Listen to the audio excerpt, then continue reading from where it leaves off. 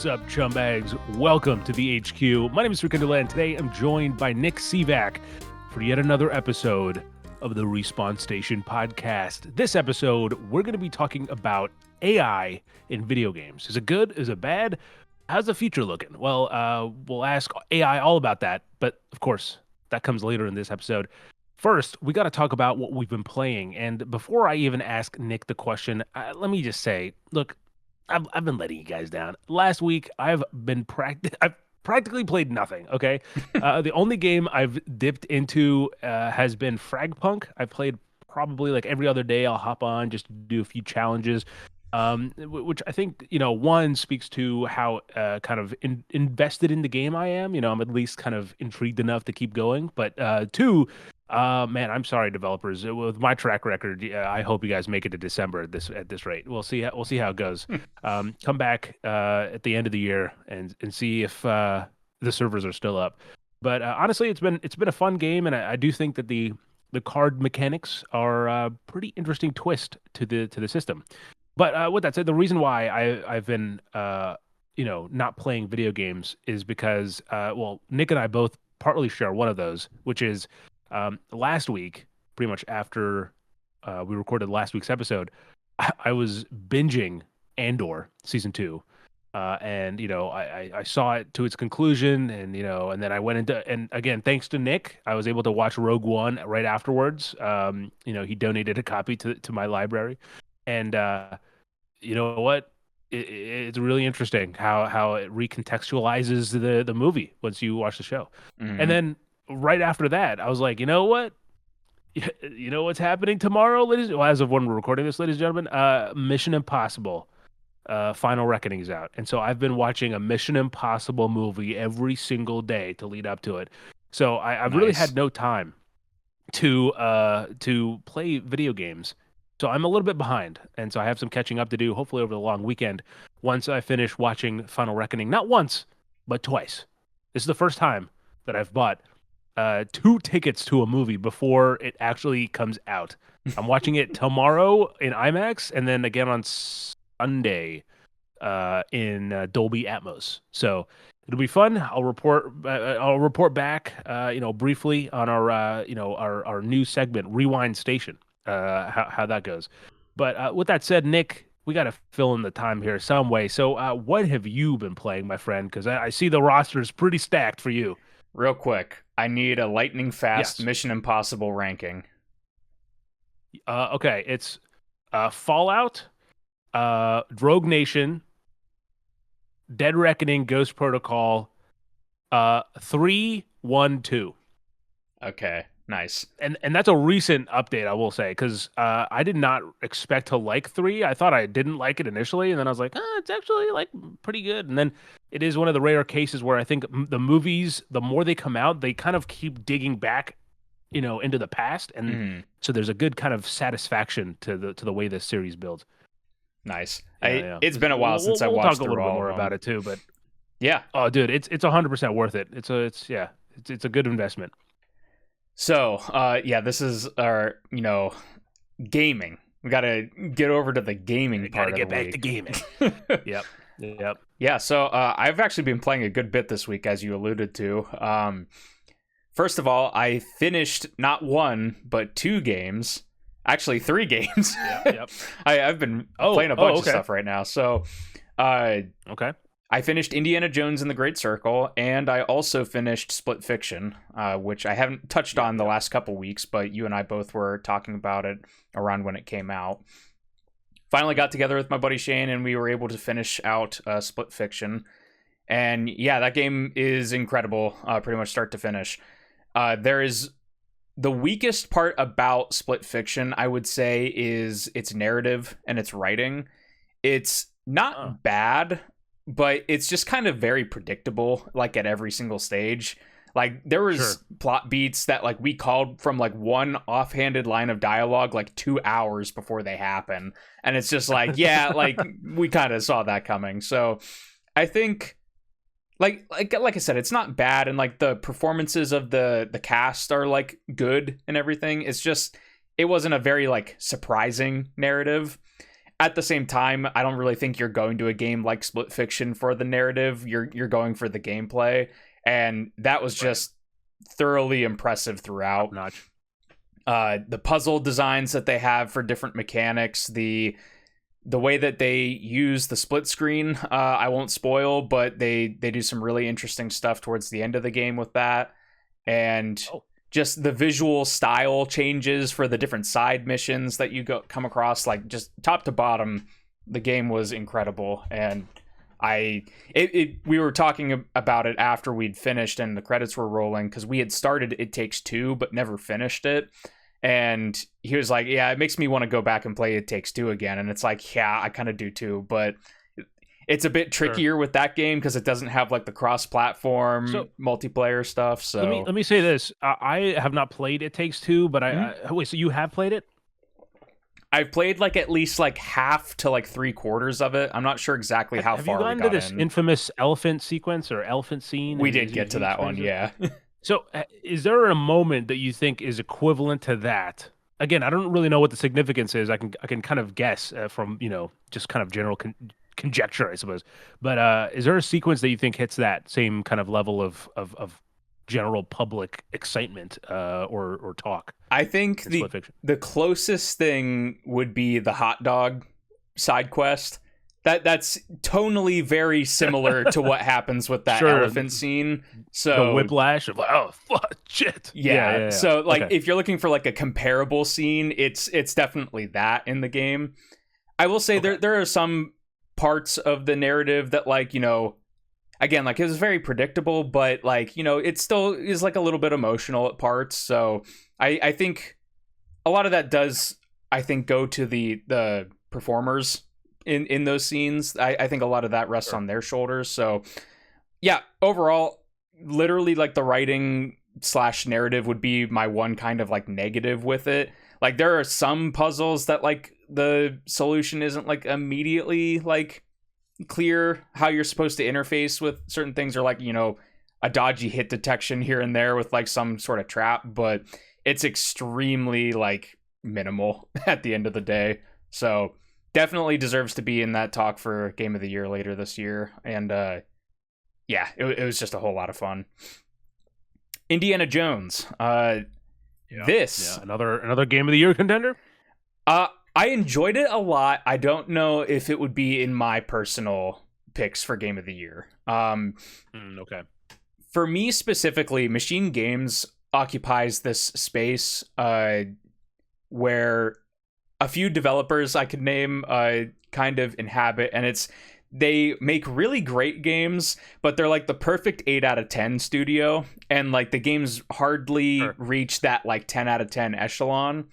And Indiana Jones really slots into that again for me with Machine Games, where it's like, it's a really good 8 out of 10, but it does have some more drawbacks than like a Split Fiction that kind of hamper it in a couple ways. Okay. Everything that I talked about before, I think it was last week, with Indiana Jones, still remains true. Like, the style is incredible. The way that you explore the environments is really awesome. The way that combat is like kind of freeform and adaptive on the fly, I really enjoy. All of that, carries through to the end of the game. I was doing pretty much everything in the game. So there's a bunch of collectibles that get, populated on each of the levels, and they're shared between each of the levels. So like in each one, you'll be looking for medicine bottles to give to like a doctor, and that will allow you to get skills to upgrade your health and stamina. There will always be these ancient artifacts that are sprinkled through the level. There will always be this like this other like side collectible that is like unique to each area, but there's always one of those things in each of the levels. And you want to go and explore those because you get adventure points for collecting them, which you use to level up. And it also takes you to like more side content. So like, an offshoot little puzzle or little tomb location to discover. So you definitely want to go and do those. I will say towards the end of the game, they did start to feel like a little bit of like checklisty, just kind of like going through the motions, trying to pick up all this stuff. And it does kind of inflate the runtime a little bit, I think. it took me about 30 hours to hit credits for a Great Circle. And like, Are you close to the platinum at all, or? yes, but I'm not gonna get it, unfortunately. um, it is for because I know that you do value this information. It's one of those games, kind of like Spider-Man, where once you hit credits, like if you're like just playing and trying to do everything, like you're pretty much at platinum at the end. Okay. It's just like going around and picking up those collectibles and stuff like that. The one trophy that I don't have is you have to pick up all the journal notes. And I started going around doing that. There's a ton of them in every level. And then I also looked it up, and people say that it's like kind of glitched and messed up in some areas. So I was like, I'm not going to waste a couple more hours trying to track all this stuff down to get that. But Right. so yeah, like I pretty much am at platinum minus those notes. And yeah, like by the time I hit the credits, it's a weird kind of game where it's like I enjoyed all the time that I put in and played it. Like it was starting to drag a little bit at the end, but it wasn't like an egregious drag where it's like, okay, like, this should have ended like 10 hours ago. I was enjoying it. It's just like going through and doing a lot of that optional stuff towards the end of the game. It felt more like it wasn't as dynamic, or it wasn't changing as much as, like, it wasn't wowing me anymore. It's like, oh, there's 25 of these relics I have to go find now instead of like 10 that felt normal in the first level. Sure. Yeah. So that was like one kind of thing that I didn't love towards the end of the game. The last area in the game that you explore, the last like main area, I'll say, that you explore, you kind of explore it by boat mostly. It's a bunch of islands, and you're traveling by boat between these different islands, and the boat just moves like really slow, which is like, it's a minor thing, but it's like in a game where you're already kind of like slowly exploring these areas, to just be like, like on your boat. Like, it's just like, that also kind of, I think, added to the feeling of like, wow, this is like moving just very slowly at the end of the game.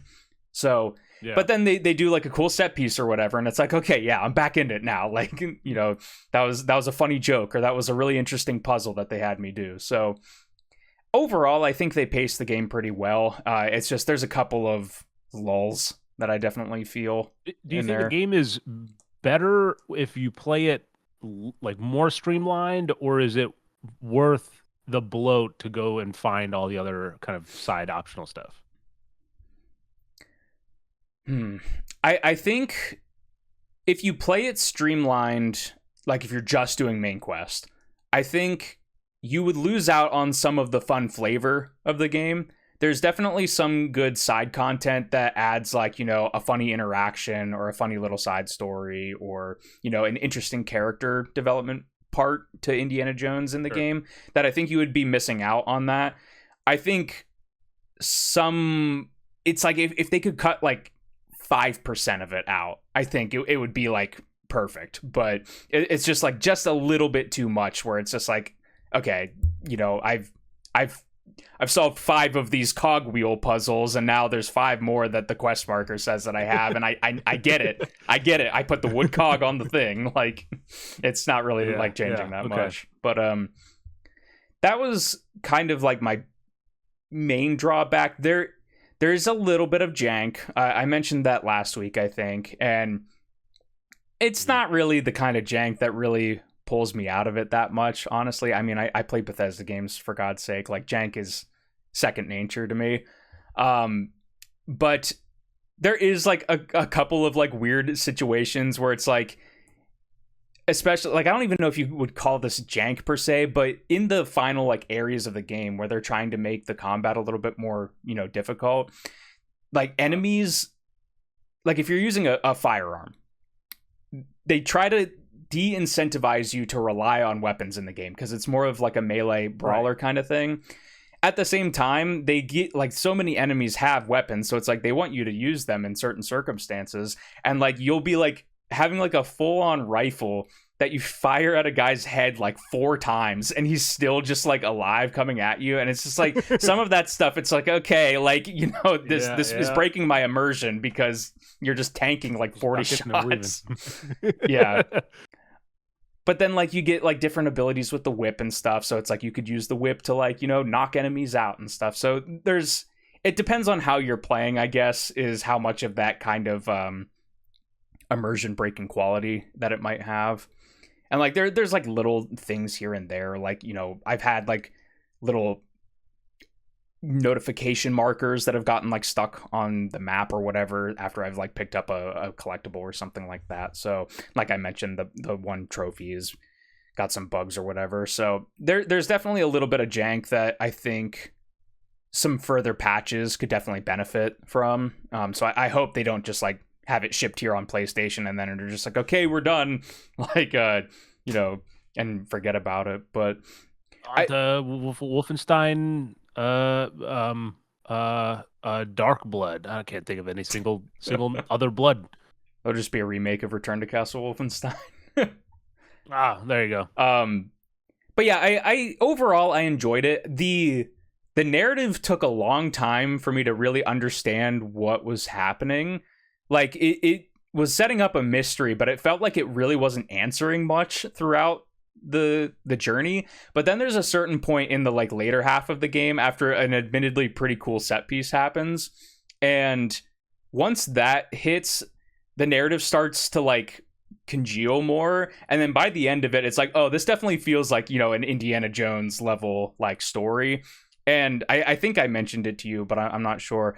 I did end up liking the narrative and the presentation in Great Circle more than Crystal Skull and Dial of Destiny, because I think it does feel closer to those original movies. So I definitely think they did a really good job in keeping that vision and that like style consistent throughout the entire game, which I think would be, it's one thing when those movies are like 2 hours or like an hour and a half to like have that streamlined, right, to have that feel consistent for 30 hours. I was like, that's pretty impressive. Like it rarely kind of drops that mystique, which I really like. So right, yeah, well, that's good to hear. I mean, hey, you seem to like it. I mean, obviously it lands in that 8 out of 10, but you also got to admit, like, that's a hard thing to, even if it's consistent, to nail every time. Is and there's a certain level of quality that you have to expect there anyway. Mm-hmm. And even if it's not like maybe leaving a lasting mark, the fact that it's, entertains you for pretty much like 98% of it. Mm-hmm. It's a great Indiana Jones story. And it was, it's a well-designed game. I'll say that. Like it's fun throughout the entire runtime.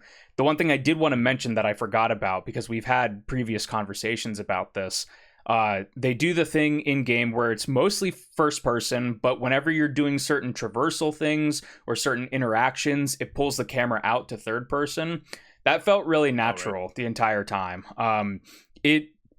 It only really does it like when you're like climbing or like, you use the whip and swing from a thing, but it just kind of pulls out and then pulls back in really seamlessly in a way that it doesn't feel like it's pulling the camera out, if that makes sense. Sure. Like it doesn't like lock your controls or anything when it's doing that. Like it just kind of flows very consistently. There's maybe a couple weird things where it's like you're climbing up a ledge and it pulls out and then goes back in like really quickly. So like maybe they could have massaged it a little bit and like got the timing to flow a little bit better, but overall that didn't really bother me at all. Well, Nick, with that said, you seem to have also gotten bit by the Star Wars bug, because while we both finished Andor season 2, I went on to Rogue One, and you, my friend, what have you been doing? I reinstalled Star Wars Battlefront 2. Dice's the original or the no, this one? Is the new one, the Dice one from 2017. Okay. Yeah. I haven't played it really since launch, and I was seeing a bunch of tweets online and stuff of people like hopping back into Battlefront 2. It's like kind of, gaining in popularity again. You should tell me, man. I'd come back into. Actually, I never played Battlefront 2. I should say I wouldn't come back into it, but it's been on my list. Like I've had it like on my in my library. I'm like, oh, I'll get to this one day because I even know there's like a what 5 6 hour campaign to it as well. Yes, very much so, because I started that campaign the other night and finished it today. So, Oh, okay. yeah, it's definitely a tiny a Is that contained canon, you think? story. Do you know? I think it's supposed to be. It is referenced in The Mandalorian, so Oh, it's okay. there is a reference to the major kind of thing that happens in in the campaign. But at the same time, it's like, having played through the campaign, it's whereas Indiana Jones is good, Battlefront 2 is serviceable, is how I'll describe it. It's not Sure. it's not a bad campaign, but it definitely has like the elements of a Star Wars story that a lot of people, I think, don't like about modern Disney Star Wars, where it's like, and now it's Han Solo. You didn't expect that Han Solo was going to show up. And they highlight and like it's they're in a between a rock and a hard place, because a big part of Battlefront 2 specifically is like you're boots on the ground soldier, but then you can unlock the ability to play as these, famous heroes and villains. So it's like, I get they had to incorporate that stuff, but Sure. it was also really funny because going from Troy Baker playing Indiana Jones, where his his voice performance is like very close to old Harrison Ford. The actor for Han Solo in Battlefront 2 is not at all like that. It sounds like a completely different person. It also doesn't help that they gave Han like a beard in the campaign and stuff. There's just like some there's like some weird, creative liberties that they take with different things, but overall, like, I just looked it up, by the way. So the campaign is considered canon. It seems the original it takes place after Return of the Jedi, and then there's I don't know what it is. Resurrection. It's is before The Force Awakens. It's kind of like a weird epilogue to the story. I don't really remember how it was released. It feels like it was like post-launch playing it now, because it's like separate from the main campaign, but I don't remember like buying it or anything like that. So I don't know if it was like they weren't done with it and it added later or something. But yeah, good guy EA. Sorry. Sorry. You play as this character named Iden Versio, which is a very Star Wars name, and the story starts off really interesting. They are part of this squad called Inferno Squad under the Empire, and it's kind of like they're described as like the Imperial Special Forces, essentially. Like these are like, your Marines that go in to do dangerous jobs and stuff. And at the beginning, you're infiltrating a rebel ship, and you have to like sneak around, disable different terminals and stuff, and sabotage this ship. Essentially, they're setting up for the staging area for Endor, for the second Death Star, to spring the rebel trap. And they're going in because the rebels have this intelligence, and they're going in to wipe the intelligence before it gets shared to the rebel forces that are coming. So you wipe that. You get into like, a couple shootouts and everything, and then there's this pretty cool sequence where Iden goes into the airlock, locks the door, and then blasts herself out of the airlock as your friendly Imperial ship comes out of hyperspace and like catches you and blasts off again. So there's some cool moments like that, and you'll be fighting on the moon of Endor, and then they see the second Death Star explode, so you're getting like a new perspective. It's like the Imperial perspective of what happened in that moment. So it starts really cool, but then it does the thing that I didn't like, that you and I were both kind of concerned about with Star Wars Outlaws, where it's like, oh, we're not with the Empire for long before we have a change of heart magically. It's good. Yeah. And like, I don't want to spoil too much, especially if you're thinking about playing it, but the story and plot is not the best for the campaign. Sure. What they get right is what DICE usually gets right with Battlefield, and it's selling that sense of scale for the combat and the Star Wars universe. This runs on Frostbite, right? Mm-hmm. And it, the gunplay is really fun. I think I really just kind of wanted like a Star Wars first-person shooter to play, and surprisingly, there's not actually that much out there Like there is the Star Wars Battlefront games, and then you can go back older to like Dark Forces and stuff like that, which recently got remastered from Night Dive. But it's like if you just want like there's like Republic Commando, so like there's like a couple of options, but like if you just want something like None of them that have the fidelity of Battlefront 2, exactly, because I mean, look, say what you will, but man, Battlefront 2 looks good. yeah, and it still looks good. There's like a couple of you can tell it's from almost a decade ago now. That's kind of a shock to say, but it still looks really good. Yeah. Frostbite still looks really good, and yeah, it's mainly that sense of scale. Like there's a mission where you're going into like a crashed Star Destroyer, and like you just like look up, and it's just like dominating the screen and everything. You have like blaster fire flying everywhere. The sound effects and sound design is really good. So it was fun. It's short. I wanted to play it because I haven't played it since it came out. And I also wanted to reacclimate myself to the controls before I hop into multiplayer. So I haven't done any multiplayer yet. But Okay. I am going to be hopping. I was going in to say, for a like, couple matches. I was wondering if it was actually, active still, or how long it takes to get into multiplayer. That's the thing. I guess we'll I find can't out. say specifically on console yet, but as far as Steam numbers go, I guess because of Andor, they have been rising, and apparently the Steam numbers are in like there's a couple thousand players at any given time. So I don't think it's going to be that hard, especially right now, to find a match.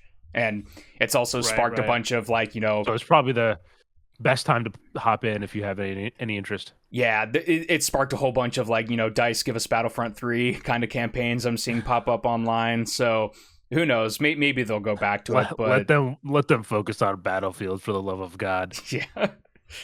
But yeah, I will say that speaking briefly on Star Wars, it really dawned on me as I was watching, as I finished Andor and then I went to Rogue One, and knowing what happens in the original trilogy and stuff, like the Death Star is built up as like this, it was like this monumental thing, but like I think it's only like was active for maybe a month, and like it was fired 3 times, and then it's gone. Like how many years did it take to build that thing? And it's like that makes it even better. We got it. Like they we spent got a it, decade, and then gone. it's just like immediately.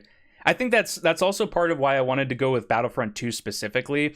I was in like a Star Wars mood earlier this year when I played Outlaws and Jedi Survivor and everything. But Andor's grounded nature and very like,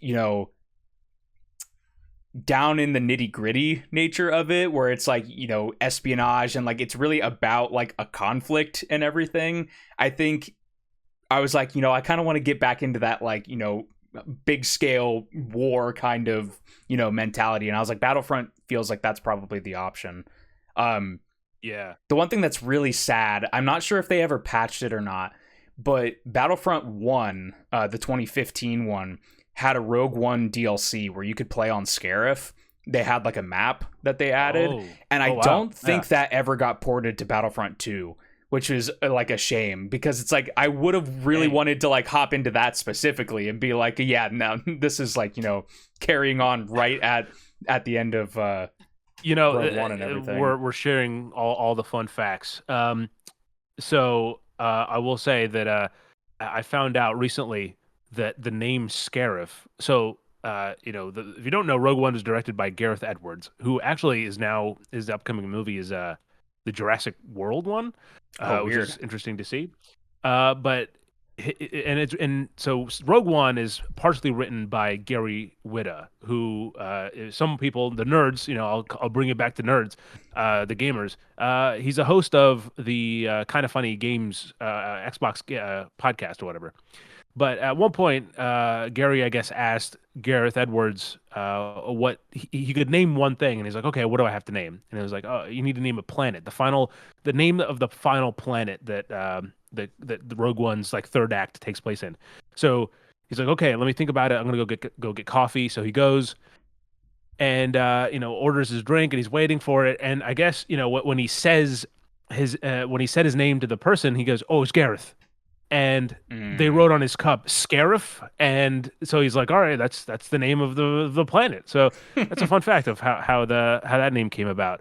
No, that sucks that if Scarif isn't on it. I definitely want to hop in. I am in the headspace for Star Wars sort of narrative. I do think that yeah, like Andor is much more like in the weeds with all the details about like the human impact, but like sometimes you need to like go back and be like, all right, let's Hmm. watch a fucking planet blow up or some shit, like you got to get the big scale too. So Yeah, yeah, Battlefront okay. 2 is like the better package. I know it has some baggage with it and how they handled multiplayer and the star card stuff. I haven't hopped back in, so I don't know specifically Very, yeah, how very that's infamous. aged. Um, but like Battlefront 2, for all of its flaws that it has, it does have a campaign, and the multiplayer does span prequel trilogy, original trilogy, and sequel trilogy like content. Whereas the 2015 Right. one, I think, is just original trilogy and Rogue One, and it's just multiplayer. So it's like, if you want a Star Wars game like this to hop into right now, I'd probably still suggest like Battlefront 2. Yeah. But yeah, just having fun with that specifically, and gonna be hopping into some multiplayer. So if you're willing to install it and want to hop in, we can definitely set something up. Yeah, absolutely. I mean, we were just talking because this upcoming weekend is a long weekend, and usually around the long weekends, if there's no plans, uh we like to do stream until we beat it. And I think 6 hours for the Battlefront 2 campaign, I think it's manageable for stream until we beat, so we'll see. Hmm. Yeah, the one thing All I right, will say now, real quick oh, go ahead, about go it ahead. is Yep. some of the checkpoints are a little iffy in the campaign. Okay, So okay. I was playing on I, normal, I and just like you're won't able I to just get won't through die, it, you know what I but mean? yeah, it's there's a couple parts where I would restart and I'm like, seriously, we're back here again. Like, yeah. um Here's the thing. We'll get into the news in just a second. And let me tell you this, all right? I meant to tease this at the start, but I got some exclusives for you guys. Exclusive news straight from the horse's mouth, so to say. Um, and so you got to stay tuned for that to hear what that is. Nick doesn't even know what that actually he does. He knows a little bit about it. But Hmm. with that, before we get to that, Nick, what is the last game you've been playing? Yeah, so on our little rundown, I decided to obfuscate it here from Sri. I just Yeah, listed it yeah. as Retro Surprise. And I had mentioned the episode where we returned from my power outage that I wanted to play something retro that got supplanted by Kirby's Adventure. But I finally got around to the game that I actually wanted to play. And it's kind of funny because every year, you and I both, we play a lot of like new release games and everything. But I Yeah. do like to, the last couple years specifically, pick like a franchise that I have basically no knowledge of that's retro and try to like, get into it and see what it's about. And the one that I wanted to get into is Streets of Rage, which Oh, okay. I've never played. I'm not much of a Sega person, especially classic Sega stuff. And specifically, what got me into it was the music from Yuzo Koshiro. These are like legendary like soundtracks for the Sega Genesis era, and I Huh. mean even to today. And I've listened to them a bunch at work recently, and I was like, I think it's time to give Streets of Rage a try.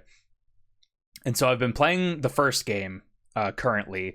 There's three main games that were on the Genesis, and then there's Streets of Rage 4, which was on modern platforms. It was, a new game created a couple years ago. I don't remember exactly when it came out, but Right. Yeah. um, and yeah, it's pixel art, arcade, beat 'em up, very to the point. You play as these essentially these three cops that turn in their badges because a criminal organization has infiltrated the government and they want to, take matters into their own hands, so they want to go dish out some street justice, I guess. I don't know. Um but yeah, it's been a lot of fun. I've seeing as it is a retro game, specifically like I think it was like maybe ported from the arcade. I'm not 100% positive on that, but it definitely has some of that arcade element to it where it's like once you get in further into the game, like the attacks start becoming a lot more bullshit. And like, I've gotten to the final boss a couple times here, and he's just like teleporting across the screen and like knocking out your health bar in 2 hits and everything. So I haven't quite like finished it, but I've essentially finished it. Sure. But yeah, the soundtrack is incredible. It's simple in that each character has like their own little combo that they can do. You can grab enemies and like, suplex them, and you can do like a jump kick. That's pretty much it. And then you also get a special attack, which calls in like a cop car, and like a dude with a rocket launcher just shoots a rocket, and it's supposed to like, damage everybody on the screen and everything. And then you can pick up these different melee weapons that'll drop throughout the level. So there'll be like knives that you can throw. You can get like a metal pipe, and it gives you like a really big arc of attack that you can use to keep enemies from surrounding you. And yeah, there's 8 levels in the game, and it doesn't take very long to get through. I've started playing on normal. That's when I was like, this is maybe a little bit too retro hard for me. So I bumped it down to easy, and I'm able to get through pretty much the entire game and everything. And yeah, it's just been a lot of fun. Streets of Rage 2 is kind of like the landmark one, I would say, for most people. So I'm really looking forward to getting into that and seeing how they've adapted and changed some of the core mechanics from the first game here. But man, the art style and the aesthetic is like timeless essentially, and that music it still hits. It's still incredible. So that I won't take up too much time on Streets of Rage, but that's the series that I'm going to be sinking some time into currently, and it's a lot of fun and still holds up. Good game design doesn't age. Well, I look forward to hearing you occasionally check in with Streets of Rage. Now, I will say, I think as you were talking about retro games, there is actually, I lied. Okay, there's one game I've played briefly that's not Fragpunk, but it's like I've played maybe like 30 minutes of it here and there, and it's Need for Speed Most Wanted 510 on the PSP. Wow, And that's a pull. it's a childhood favorite of mine. Before I got into like consoles, like. And this is a deep cut. This is a very intimate story I'll share with you, which is essentially, and I don't think I've said this on the podcast, at least not in this iteration of the podcast. I'll say, Nick, you can correct me if I'm wrong. But back in the day when I was younger, I had a PSP, and we used to live on like the 3rd floor of the apartment. And so what I would do is I would open the windows, and I would sit by the window, and I'd play the PSP and like Need for Speed, and it would like I'd have the wind in my face. I'm like, I feel the need. And so I'm going back, and I'm like, again, not really committing to like beating the game, but just kind of like, oh, like how does this age? Now that I'm an adult, and have played a lot more, and I've played like the real Need for Speed Most Wanted and all that stuff. And I will say that the cars kind of control like ice cubes, like melting ice cubes is kind of how they play. But it is a little bit nostalgic going back to like I still remember like those levels so clearly, like the shortcuts. I'm like I know this, like it's all like second nature at this point. So yeah, it's been fun to revisit. I played Need for Speed Shift on PSP. That was the one that I was playing. Oh, okay. I think it's pretty I'll have to check similar. that I've out. not played 510, but like I think those PSP ones were, if I'm not mistaken, built kind of on the same tech. So Yeah. All right. Now, with that said, we've talked about what we're playing, but what about what John Carpenter is playing? That's right. This weekend, I got the chance to go to FanX, and it was a cool event. I got to see like Andy Serkis in person. I went to a talk with Giancarlo Esposito. Again, Star Wars. He's Moff Tarkin, or no, not Tarkin. Moff Gideon. Gideon, I think is his name. By the way, an absolutely like really engaging guy, like to talk to. But so I also went to a conversation with John Carpenter, and during this conversation, all right, I'm going to bring 2 tidbits from that conversation to the podcast. The first question was kind of one that was answered that was asked generally, and he answered. The second one is a Respawn Station exclusive. I asked myself. I asked John Carpenter this myself. Okay, so Nice. first of all, the first question is what John Carpenter has been playing, and if he has been playing games, or sorry, I guess the question was if he's playing games. What is his favorite games? All right, Nick, he gave two answers to this question. What is his favorite game of all time?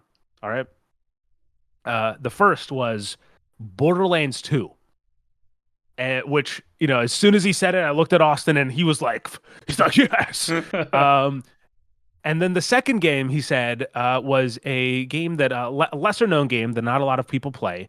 It was Fallout 76. So I know he's a there fan. It is. I've seen him tweet about it before. So one of his favorite games of all time is Fallout 76. Now, then I went up there and I asked him about a little game called John Carpenter's Toxic Commando. If you don't know, this was announced a few years ago at this point, like 2022 or 2023, somewhere around there. Mm-hmm. It was announced, and and it was just, I don't think anyone was really expecting a Toxic Commando question at this event. I certainly hope he wasn't expecting it. That would be the best part. So to kind of be specific, and Nick, I'll share my clip so that you can insert it if we can get it in there. But essentially, I asked it. You had this game called Toxic Commando announced. What is your involvement in that game? Is it just like a concept, or is it something more deeper than that?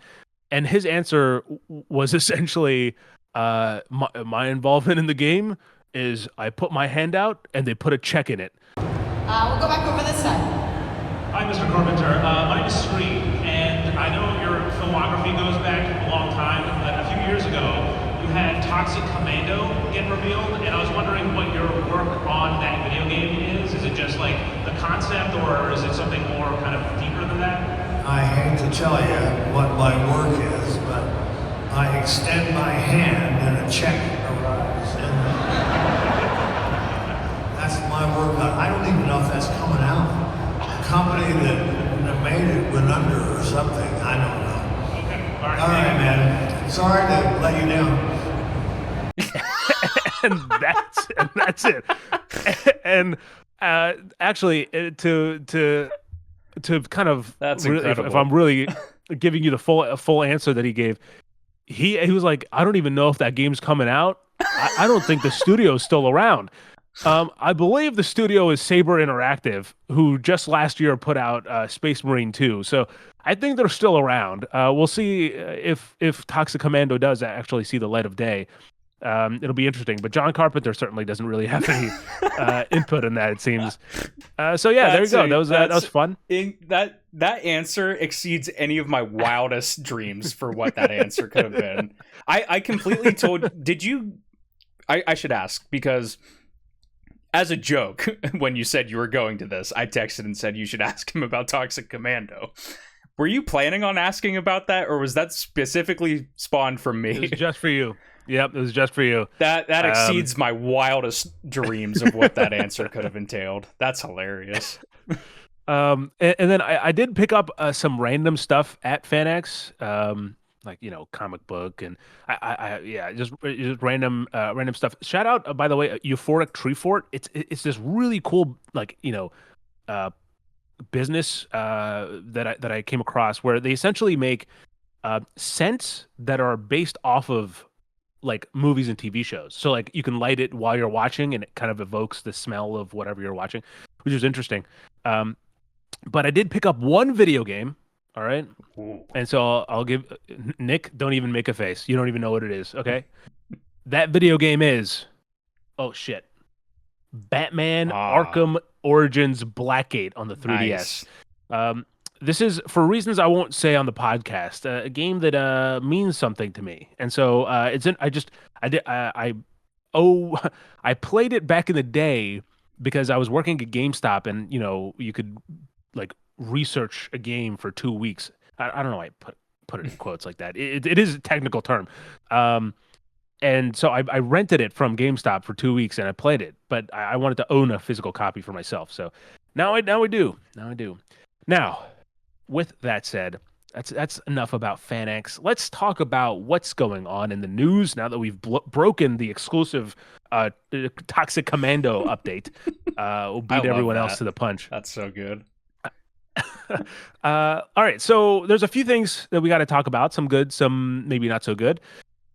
Let's start with Rayman. So there's a new Rayman game that's potentially coming from the team behind Mario and Rabbids, and I believe they're actually hiring for this project. I think that's kind of how this potential game leak came about, right? Mm-hmm. Yeah, I actually have an article from Video Games Chronicle, which I think was the main outlet that reported on it. It says here there are references to the title that can be found in now removed job ads that were spotted, and archived by Reddit users. And apparently it's stated Ubisoft Milan, which is the studio that did Mario plus Rabbids, is seeking a talented 3D gameplay animator to be involved in the production of a prestigious AAA title for the Rayman brand. That's what one job ad reads. It said you will be responsible for ensuring the quality and the content of gameplay animation assets align with the game's vision. And the article also goes on to say that Ubisoft first mentioned plans for a Rayman return last year when it confirmed that it had started an exploration into reviving the franchise with its Milan and Montpellier studios. So I'm not sure if those ads are still up, or if they are still up, I'm sure that they probably removed references to Rayman, because that seems like something that they probably didn't want out there. I'm not really sure, but yeah, I think that's a Rayman coming back. I think is interesting. They kind of teased it with Mario plus Rabbids Sparks of Hope, because he was like a DLC character or something for their post-launch plans. Nick, I hate to break it to you, but they actually also teased it in something else. All right, soon to be lost media. In X Defiant, there is a Rayman map, and it is so interesting because if you play, let's say like Team Deathmatch on this map. Mm-hmm. You can go around, getting kills and, the points stack up, or you can collect the freaking fireflies or whatever, and they count as kills for your. So you can literally just spend the game jumping, like running around collecting shit. Sri, this is right now what you just told me is the most interested I've been in X Defiant since it's come out. That's incredible. So they have essentially a kill confirmed sort of game mode, but the way it works is like it's called hot shot. So one person will be the hot shot, and what that means is, so like if I get a kill and I'm just a regular Joe, I get a kill and I collect a thing that a token that someone dropped, I get 1 point. But if the hot shot picks it up, they get like 2 points. Okay. So you can, so the idea is to like work around it so that the hot shot, you keep the hot shot alive and whatever. But if you get hot shot and then you go around collecting these things, you just get 2 points constantly for every single one. So it's crazy how you can game the system there. But yeah, there you go. X Defiant. I mean, you got all of 2 weeks at this point to pretty much to play it. But yeah, Rayman, right. I think it coming back is really cool. The last one that I played was Legends, and I had a lot of fun with that one. So I never finished it, but Legends was a really, really good one. Like it's just like a very true to Rayman, but like a modern kind of a modernized version of it, like better graphics and stuff like that. So I'd be curious to see like how where Rayman would go in terms of like, obviously the fidelity would go up, but like what other meaningful changes could you make to that kind of classic formula? They have those musical levels in Legends, so maybe if it's a 3D game, it'll just be Hi-Fi Rush, but Rayman. Oh, dude, there you go. Now, amid kind of rumors about cancellation amid rumors of cancellation of Kingdom Hearts 4 because the mobile game was canceled, Square Enix put out this essentially collage of like screenshots from Kingdom Hearts 4 to say, hey, like this is still working. Weirdest announcement in my opinion I've seen, where it's literally it doesn't feel like there's intent behind it. It's just like just throw a few screenshots in there and just put it all in like a mood journal. It was weird. Yeah. hey, it exists. I think because the mobile game, I guess I've not been following, Kingdom Hearts, much less this mobile Sure. game much at all. But from what I saw from a couple of blurbs online, it was like this was supposed to come out like last year, and it just kind of kept getting pushed. And then they announced that it got canceled a couple days ago, and then people were just like, oh, Kingdom Hearts 4 got announced like several years ago at this point, and still nothing. Which again isn't like that out of the box for Square Enix. But I think them sharing these screenshots, it's just like, don't worry, like it is still coming. This is not getting canceled. Like, just kind of to reassure fans, while at the same time also bursting the bubble and being like, you're not going to see it for a couple more years. So, yeah, it was definitely expect to see it at Summer Game Fest. Definitely a bit weird, but yeah. I was talking with my friend Shane, who I've mentioned, and he's a big Kingdom Hearts fan, and I was like, I don't really love this aesthetic that they've chosen in these screenshots or whatever, where it looks like kind of hyper real. He kind of informed me that like it's just for this world that they're in, because the game is spread among a bunch of different worlds that change art styles, and it was like just this one apparently is going to be that like kind of weird live action kind of thing. So I was like, okay, if that's the case, then I'm fine with it, because it just kind of looks like pseudo Final Fantasy 15 weird stuff. But it looks good for screenshots. I'd like to see a trailer though at some point. So now, next up, we got a collection of PlayStation news, starting with Helldivers development team. So the Arrowhead Games. Oh my goodness gracious! Have announced that they're working on their next project, and that it'll be a full kind of independent title. So they're not partnering with PlayStation on this one. Not saying that they won't partner with PlayStation in future titles. They were very much so like, hey, we had a good time working with PlayStation on Helldivers 2, but this one will be self-published and self-developed. Well, self-developed feels a little redundant, but yeah, it's all in-house essentially. So we don't really know what exactly this upcoming game is. It's just a new project. I'd imagine with the new kind of essentially, I think DLC's coming out. I'm not a Helldivers 2 player, but I know there's new DLC in the horizon. So they're definitely not done with Helldivers just yet. But no, for sure. But yeah, we got some they're working on something new. I think it just speaks to how incredibly successful that game was, that they're just like, hey, we have enough money that we don't need a partner. Financial freedom. Yeah. So that's obviously cool. Then we have another Xbox exclusive game, previously Xbox console exclusive game that's now coming over to the PlayStation. Hellblade 2, Senua's Saga, I believe, because I think the first one's Sacrifice, so the second one's Saga. This is Hellblade 2 Senua's Saga Enhanced, and it's coming to obviously the Xbox Series X and S as well, but it's officially coming to PlayStation 5 for the first time later this summer. And then we have a little bit of sad news for anyone like myself who is in the PlayStation Stars program. PlayStation Stars will no longer it's going away. So here's the key points from the PlayStation blog that they've put out earlier today. So first of all, starting today, PlayStation Stars will no longer accept new members for this version of the program. Now, they say this version of the program. I'm curious if that means that there's another version of some sort of fan service, in the works, or how that will play out in the future. But anyway, it also says if members choose to cancel their PlayStation Stars membership starting today, it will not be possible to rejoin this version of the program, and players will lose all earned points. So current PlayStation Stars members, such as myself, can still earn digital collectibles, points, and level up their status until July 23rd of 2025. After this date, there will be no new PlayStation Stars campaigns available, or any additional rewards or status benefits to earn.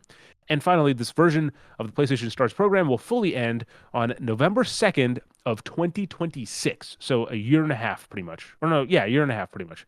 And current PlayStation Stars members may continue to redeem points as long as their points don't expire before then.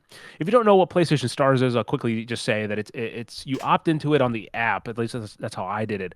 And every month they'll give you a few random like challenges or objectives. That's like, hey, play a game from the PlayStation Plus catalog, or play, a game from this studio, or random stuff like that. That then, if you do it, you get points that you can spend on digital collectibles if you'd like, or you can also buy PlayStation Store gift cards and stuff like that. And it's actually pretty cheap. Like it's like I don't know, maybe like 2,000 points for $5 or something like that. It's pretty like I've gotten, a little bit of cash from that. So, it sucks that it's gone, but I'm sure something will happen in the future. Like, Microsoft also does a similar thing with Xbox where, you can do like, playing a game every day will get you like 10 points or something, and then playing an Xbox Game Pass game will get you 10 points. And then I think if you play a level of Jewel or Bejeweled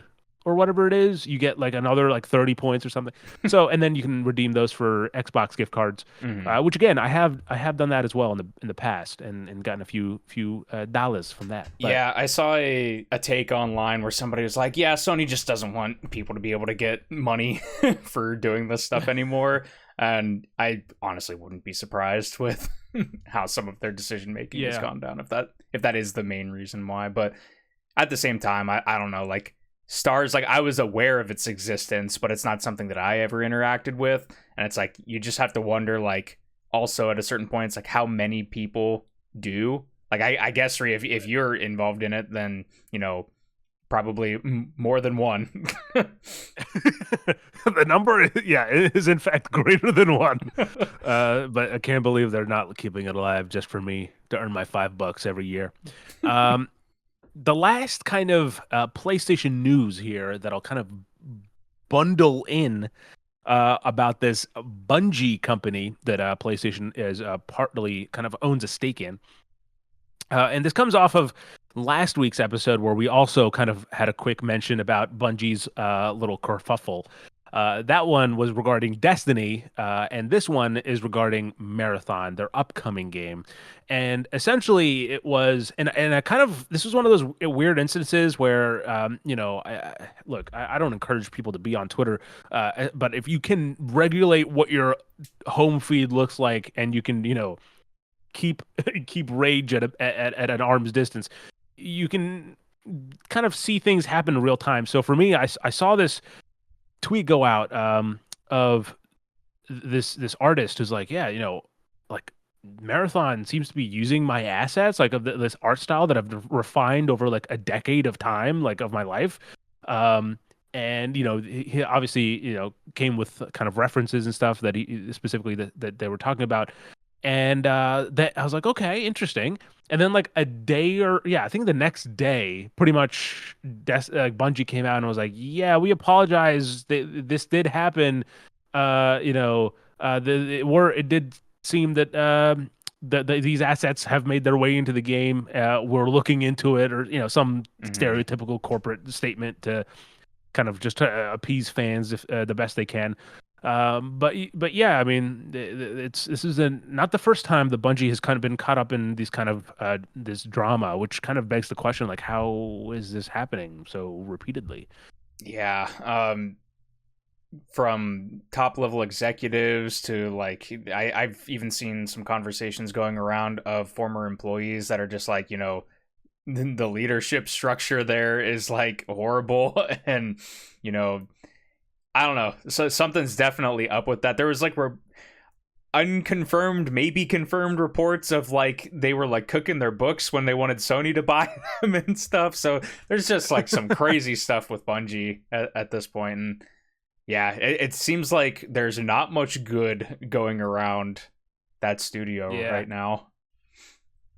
Yeah. So we'll see how the the release of Marathon lines up later this year. And I know some people had harsh words to say about it. I mean, I know, I'll say, I know someone who got into the alpha or whatever, and they did not last long. I think they, started the game and went, oh, I see what this is, and then uninstalled it.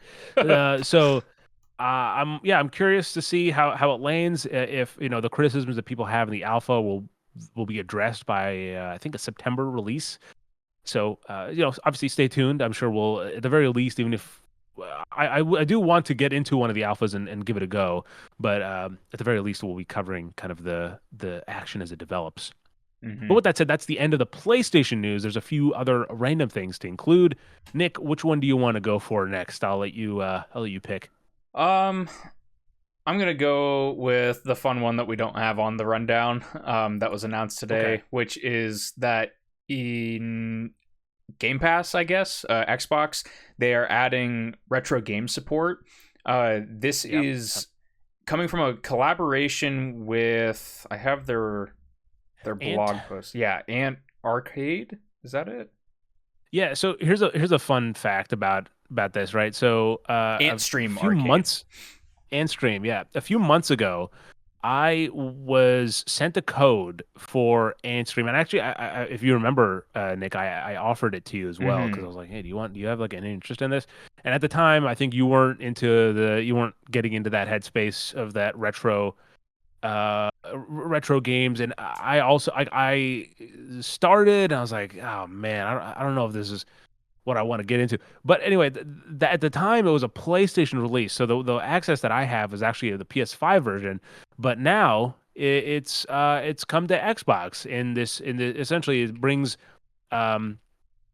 retro games to Xbox Game Pass. And the way they describe it is Antstream Arcade is proud to announce its collaboration with Xbox to launch Retro Classics, a collection of over 50 iconic games now available for Xbox Game Pass members globally. So in collaboration with Activision and Blizzard, Retro Classics brings beloved titles such as Pitfall, Kaboom, Commando, and Mech Warrior on Xbox consoles, Xbox app on PC, or streaming on supported LG and Samsung smart TVs, Amazon Fire TV devices, and the MetaQuest headsets. Oof. And just to kind of give you a little bit of just a rundown of kind of the summary here. Xbox Game Pass members can also sign up to have access to Antstream's full catalog of 1,300 plus retro games for a limited time offer that essentially costs $10 for their first year on console. Mm-hmm. And yeah, on top of your Game Pass subscription, these the games they are seemingly just kind of specifically picked from Activision and Blizzard's kind of back catalog. And a lot of this, from at least this initial list, it is like Atari 2600 era Activision games. So definitely like the retro of retro to be made available. It's a nice benefit, I'd say. And I think it'll be interesting to see how it gets expanded over time.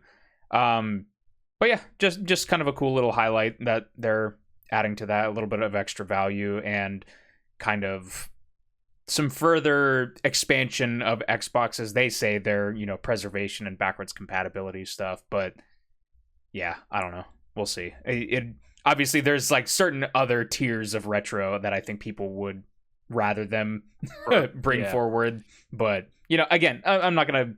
Nobody should be complaining about more access to classic games. Yeah, I agree.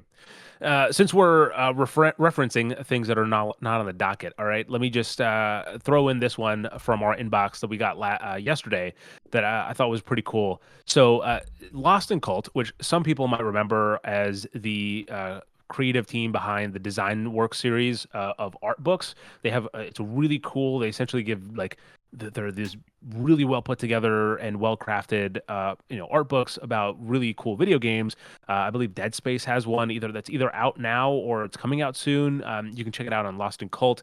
But they essentially have announced that they have a new video game publishing label, and they call it a quote a bold entry into the world of physical games built on the pillars of prestige, preservation, and curation. So launching with a trio of celebrated titles for PS5 and Nintendo Switch, this new imprint reimagines what it means to collect games physically, helping collectors and casuals alike play the releases that defined their gaming journey for the rest of time. So the first wave of releases that they're having for their physical games label is Thank Goodness You're Here. It's again Nintendo Switch and PlayStation 5. It's a BAFTA-nominated comedy adventure game. There's Immortality, the PS5, and it's a PS5 release. It's a critically acclaimed interactive film, again winner of BAFTA's Best Narrative, and the excavation of Hobbs Barrow. This is the only one I hadn't heard of before. Same. This one is coming to Nintendo Switch, and it's a folk horror standout nominated by PC Gamer for Game of the Year. So there you go. I thought that was cool. Again, I think Lost in Cult is a really cool curator of kind of games media, and I'm cool. It's cool now to see them make the jump from art books to actually just physically releasing video games as well. Yeah, it's definitely cool. The one thing that concerns me as a game collector is there's a lot of companies that do this now, and like sometimes it's really hard to keep them straight. Like if there's a game that you're interested in, where it's actually coming from or where you have to place an order between like special reserve game, limited run games, like, you know, there's like super rare games, I think is another one. So now you have Lost in Cult getting into the mix, and let's just hope that like if they are producing them, ideally the more competition you got, the more it'll be kind of you know, a little bit maybe competition to drive the prices down. I will say if you go to their website, you can actually see the games up right now for pre-order, and so they have for example Immortality for the PS5, and it's limited to 1,500 physical copies total. And it's 60 pounds, because again, it is a UK place, but I'm pretty sure they ship internationally.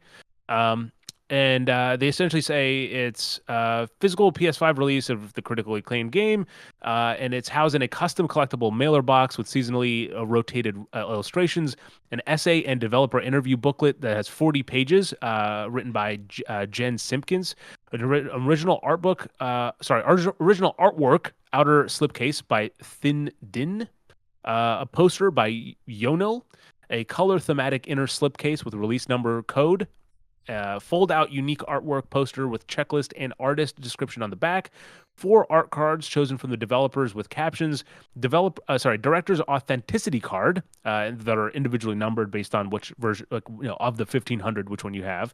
It's a variant PS5 game case with reverse artwork, and it's can take up to 6 months for the first titles to ship, they say. They're aiming for the 3 months, but they just said, you know, be patient as their first attempt, I guess. So yeah, it kind of sounds like originally what Limited Run was kind of doing, where they would have like a limited run. They've since kind of gotten away from that and do like open pre-orders. But so, actually, let me just quickly correct myself here too. They do have a regular version as well. That's $30. So it's it doesn't have all the fancy stuff. It's literally just the game, you know, a case, just a typical PS5 case for Immortality. It's $30. And you know, while I'm here, I'm looking. They have the vinyl for The Precinct, which is a game I talked about last week, which is pretty cool. So nice. Anyway, I digress. Check out Lost in Cult if you have interest in physical media. So we'll move on, but of course, before we get to the main topic, we gotta generate the script for this thing, and that's gonna take a few minutes. So let's hear a word from our sponsor.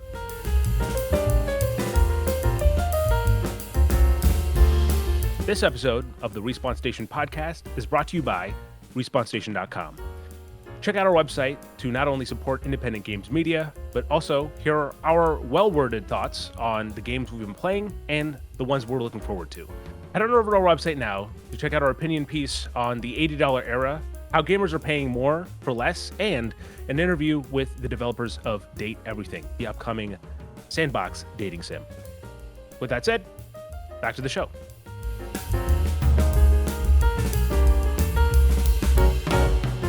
And we're back. Now, Nick, there's been a conversation that I've been wanting to have for a while, and it almost became the topic of the show for a few episodes ago, but we finally get to talk about AI. And this is something that's kind of been on the top of my mind, whether I want it or not. Like I feel like every week there's some sort of thing with AI that comes out that's like, oh, and then it's back. Just when you Hmm. think you're forgetting it. And so I thought it'd be interesting to kind of have a discussion about AI in the future of video games, both the good and the bad. And some people might be like, what's the good AI bad? And some people might feel the complete opposite. I think, our goal with this topic, as is with any topic, is to try to be as nuanced as we can be in terms of practically approaching what AI can mean in video games. And then we'll kind of have a little bit of a different spin on it. But of course, we'll get to that later on kind of what I'm teasing at there. But first, Nick, what's your take here? I mean, obviously, look, the easy thing to say, if you're someone like us, where we're gamers, we've collected physical media, and we're a specific niche. We're very much so carved into our niche. It's Hmm. easy to say, well, AI bad. I don't like AI. And so, what's your take, kind of up front before we kind of get into some of the points that I have maybe that we can kind of debate on? Yeah. You and I haven't really specifically talked about our thoughts on this. And it's something that, like every week it's in the news cycle. And so, like, I do have thoughts on it. And I try to look at it from a lot of different perspectives. And whereas something like NFTs, right? NFTs popped up in the news like every week for a while there, and then eventually I think we're finally kind of at the point where they're mostly gone. Like every once in a while, something pops up where it's like, Except Ubisoft. Ubisoft's still exactly, working on like, those NFT games. it's like every once in a while it pops up, but it's by and large we've kind of moved on from NFTs and we're on the AI train now. Unlike that, I Uh-huh. don't think the AI is just gonna like up and disappear, and like people are just gonna like be like, okay, there's no money in AI anymore. We're gonna move on to something else. I don't foresee that happening. Uh-huh. I think for certain disciplines, it's obviously not ideal to have around. Like obviously the generative AI kind of model where it's just skimming things that already exist to create something that emulates something else. I think that's obviously not a great thing, and I think it takes a lot of not only passion out of artwork and consuming artwork, but also the jobs out of existence if like people are trying to form this technology that can replicate human artistic endeavors or whatever. But I do also try to think about it from a creative standpoint, and I think that's where you'll probably see more, like, I guess if people keep continuing to kick up as much dust about AI and stuff, I could see it becoming less of a marketed kind of thing to consumers and more so of a thing marketed towards the creatives and trying to streamline different aspects of development. It already does do that in some areas from my very limited knowledge of AI's use in the industry. But like, I think of something that both you and I can kind of relate to, which is, content creation and how, the advent of YouTube and, webcams and the cheapening of software has made it accessible to learn these skills to a much wider amount of people. And I could foresee a future where AI does a similar thing for people trying to get into more specialized, like game development type roles. And I could see that being like a net positive to open it up more to the average person, let's say, and maybe the less, you don't need to go to a, Ivy League university to learn game dev or whatever. You already don't have to, according to a lot of people. But Yeah. that's kind of where I'm at on it. Not to just keep bringing up random side tangents here within it. Like I think there's probably going to be some positive applications for it, I think by and large, currently, the way that it is being talked about and being demonstrated to the public is cause for some concern. I think the reason why this topic has been on my mind, and I said kind of, every week or so, maybe if I'm being realistic, probably every like 2 or 3 weeks, there's something that's kind of, there's a new development, right? That, like, I mean, this week alone, we saw both Star Wars, a Fortnite collaboration where like you could speak to AI Darth Vader. And to be honest, I do dabble into Fortnite, but I have not gone in to actually experience this firsthand. I've only kind of, caught it on a glimpse in my peripheral. And so I can't really speak to that particularly, but I know I think earlier today or maybe yesterday, Google had the Google I/O, and they revealed that, like, AI was bringing like essentially they had VO3, which is what they call a state-of-the-art generative video model, which can now add soundtracks and dialogue to clips as well. And first of all, like, that stuff, it's sure it's cool, but like there is so much training that has to be done on human work to get to that point, that I think maybe sometimes you lose sight of that when you're talking about, like, oh my god, it can make things look fucking cool, I guess. But like, how many people's work has been plagiarized in order to get to there? I mean, that's something to definitely think about as well. But I think more specifically, when this topic was really at the top of mind, and I was kind of like, hey, maybe we should do this for an episode, was when pretty much like Xbox put out this thing where you could, like, a game. I think the idea was they tried to pitch it as game preservation, and so they're like, you could, this AI could look at a video of an old video game and essentially generate that game again, and you can then see, like, oh, I'm playing Doom. Like, Doom doesn't exist in the Mhm. future when no devices that can play Doom exist, right? Because that's gonna happen. This AI could be like, oh, let me look at some gameplay of Doom, and okay, I can figure that out, and then just generate it.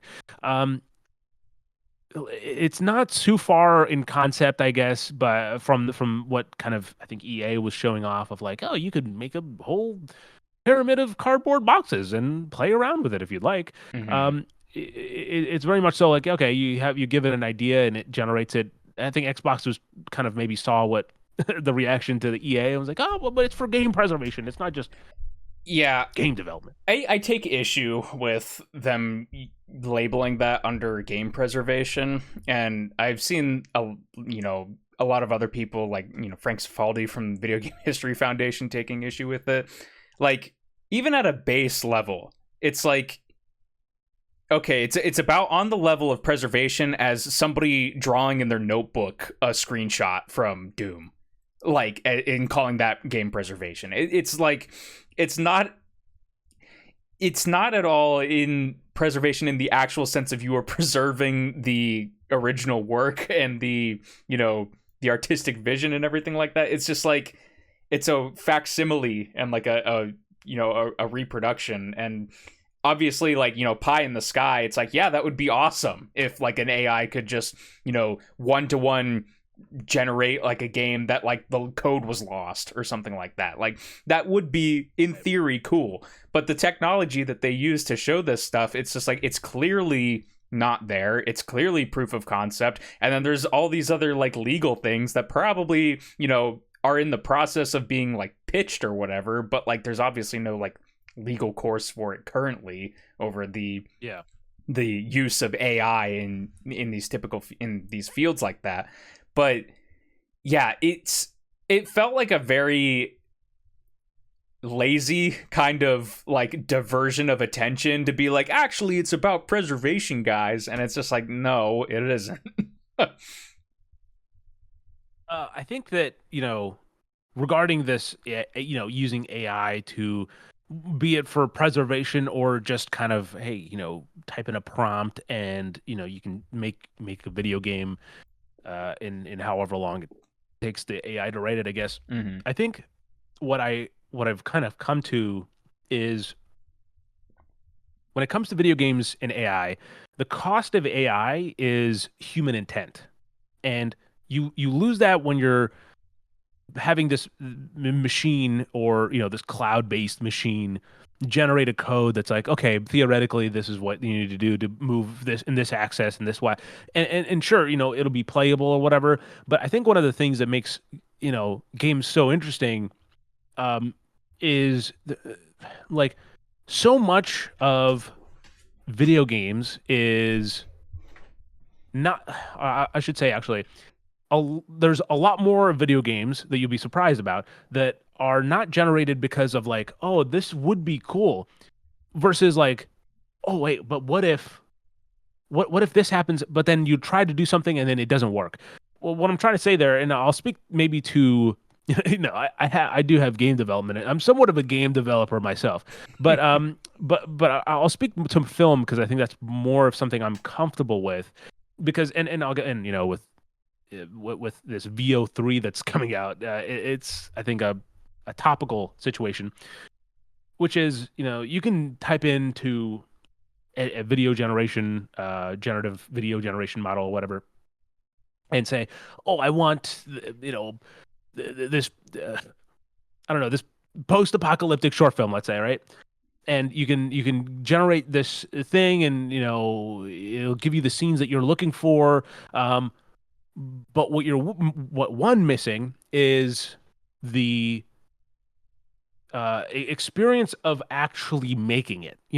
There's again, speaking from my personal experience, and I'll kind of refer to two things regarding this. One is, and this is a scene I absolutely love. Not from What Remains. Well, I'll get to What Remains in a second. There's a short film I made in college that was called Road to No End, and that short film I think is one of the best looking short films I've ever made. Like, hands down. Like, there are some, I will say it myself, I think there are some really cool shots in that fucking movie, and it's like 3 minutes or whatever. But there's one shot where, to get it, I was hanging out of a moving car on a highway, tilting the camera into the sunroof to get the shot, that was needed. Mm-hmm. And there's another shot of this overlook that I still think is a point of pride, because I showed it to my professor the day after we finished it, and my professor went, Did you guys use CGI for this? And I was like, no, that's all in camera. And it's this, you can see the car in the foreground, and in the background you can see the city with like lights twinkling. It's honestly surreal. And I remember, like, a vivid memory of standing up on that hill. Shout out to Jake. And we were looking at the camera, like we were hunched over the camera looking at it, and we're like, oh my god, this looks. And then we like hugged each other, because we're like, it's like, oh my god, we got the shot. And you miss those, you miss those organic moments that come from going to a place and setting a camera in front of something, and with intent, being like, this is what we need, right? Mm-hmm. And that's just movies. And then there's also, you look at something like What Remains, and the reason, that's why I was kind of hinting at, Nick and I went through a lot for What Remains, and I think, as look, and the short film, I think, did really well. You can go watch it now and see for yourself. It did better than, I think, my expectations for that short film when we dropped it. But there's a, there, Nick, feel free to jump in, but we faced a lot of issues in post production with What Remains. And look, at the time, it was definitely like, oh my god, like what, like every like we get one thing down, and then it's like, oh, this thing came up, and then like, we gotta fucking fix this, and then it's this constant, almost like a battle that you're having to get this thing made. Mm-hmm. But in that process, we shaped it into something that it wasn't what we intended. Like, we created a whole new narrative structure for it, and it kind of came to life in its own way, that we kind of discovered while we were putting it together, and ultimately, I think that's what you see on the screen now. If you go to watch it, and you miss. I think all that stuff adds texture to the film. It's not flawless, but I think that's what adds to the personality of it. And then the struggles, the fucking hardships we went to finish it, and you inherently miss that when you're just using an AI and in your bedroom and you're like, all right, generate me the shot of fucking trees, moving in whatever, like that's all gone. Sure, there's intent behind what you're typing, but there's no experience behind it. You know what I mean? Yeah, definitely. I think there's a lot to unpack there. Yeah, no, I'm throwing a lot at you. Specifically with intention and like replication, I guess is how I'll dive in here.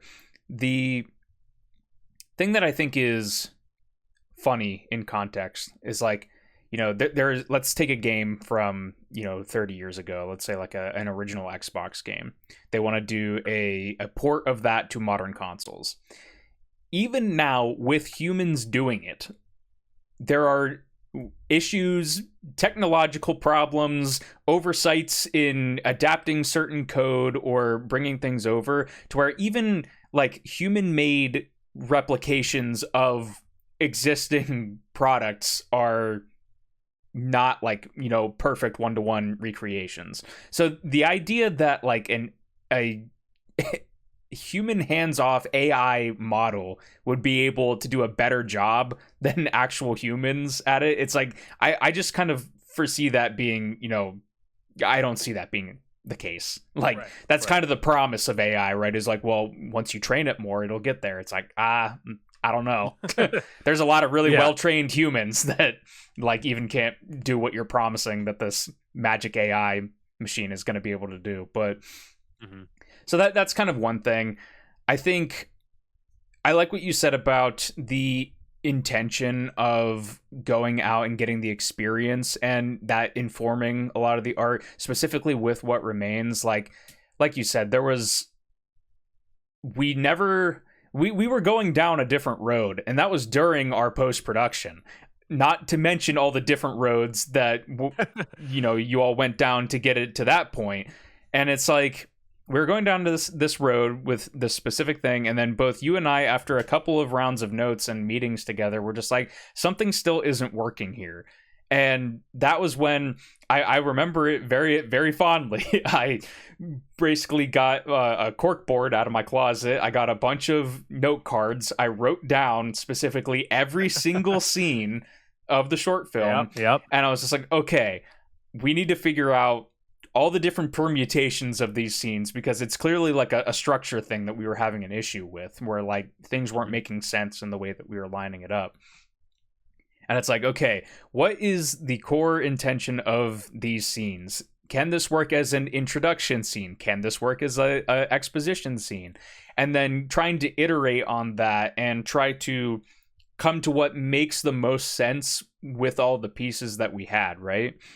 And I think that specific process, that iteration process, is what the AI is circumnavigating in most of these cases. It's like, give me the instruction and I will give you the answer. But it's like, I don't think the AI will ever, for that matter, go through a process of being like, actually, this first, suggestion that I came up with, this probably isn't what you're looking for. Let's try it this way. Like, no, it's just going to be like, hit the button, give me the thing.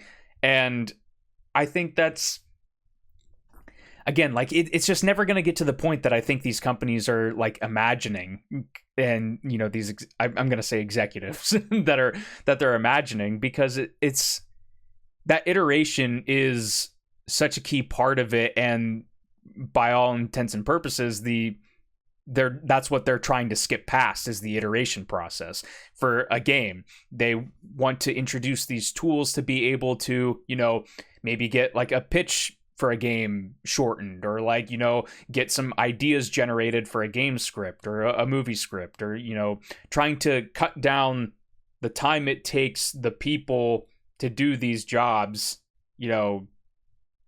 trying to streamline it and like make it more efficient. And I think by doing that, that's going to cause more problems, not only in that, it's going to create less interesting art at the end of the day, but then also if the envisioned future is that these AI models will be controlling so many parts of like these, pre-productions or production pipelines, and it's like, okay, so if one AI specifically becomes the de facto, like that's the AI you want to use for your movie, or that's the AI you want to use for your game, and several companies start using that, like Unreal Engine, let's use that as an example. Unreal Engine is kind of like a de facto engine that a lot of studios use for their games. There's a lot of built up knowledge that developers have gained on how to use those tools. It's a very easy thing to be like, yeah, we're making an Unreal game, to be able to hire people onto that.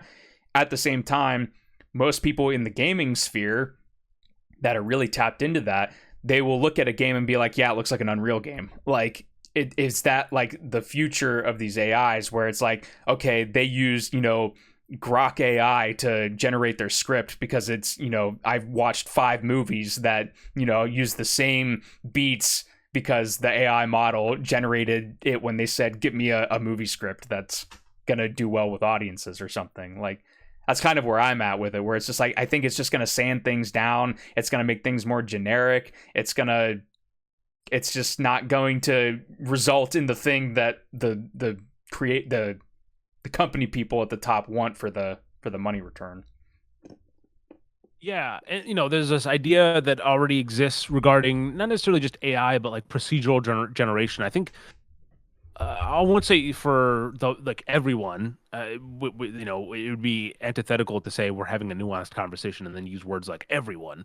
But a lot of people are versed to the idea of procedural generation as is right now. And I think if you add this, like, hey, let's just have AI put in this, like, just create something. So every time you play in, it's this random, like, kind of like, or not, maybe not every time you play in. Maybe it's like when you're in development, right? Like they're just like, okay, create this procedurally generated thing, and it gives me a platter to play with. And you lose the details of again, we come back to intent and stuff, but like purpose, like there's a reason why certain things are in certain places, and you lose that when you're doing it. Obviously, Minecraft and stuff like that are the exceptions, because that's the core of that game is maybe a little bit different. And speaking of Minecraft, that kind of brings me to the other thing that kind of drew me to the conversation about AI, because again, Xbox, Microsoft, really at the forefront of this thing. They also announced that Copilot will be coming out to certain games. Will be rolling out in certain games, and one of the examples that they used was Minecraft. And so you'd essentially have Copilot, which is currently available on Microsoft, kind of just as a AI assistant, but the idea is that you'll be playing Minecraft and you're like, oh man, I don't know how to make a pickaxe, and so you can ask Copilot, like, hey, how do I make a pickaxe, and it'll tell you how to make a pickaxe. I think what you lose here is not necessarily player creator intent. It's player control and player exploration. I think so much about video games is the experience, right? Like it's a twofold. We've talked a little bit about, I'm sure we'll get back to it as well, about like the idea of creating, an author's, like there's a reason why like a David Lynch film is, and we're going to talk a lot about movies in these kind of examples, because that's kind of Nick and I's kind of background here. But like David Lynch films are weird, but like they're very much so David Lynch films, and you have that aspect that you can't take away from it.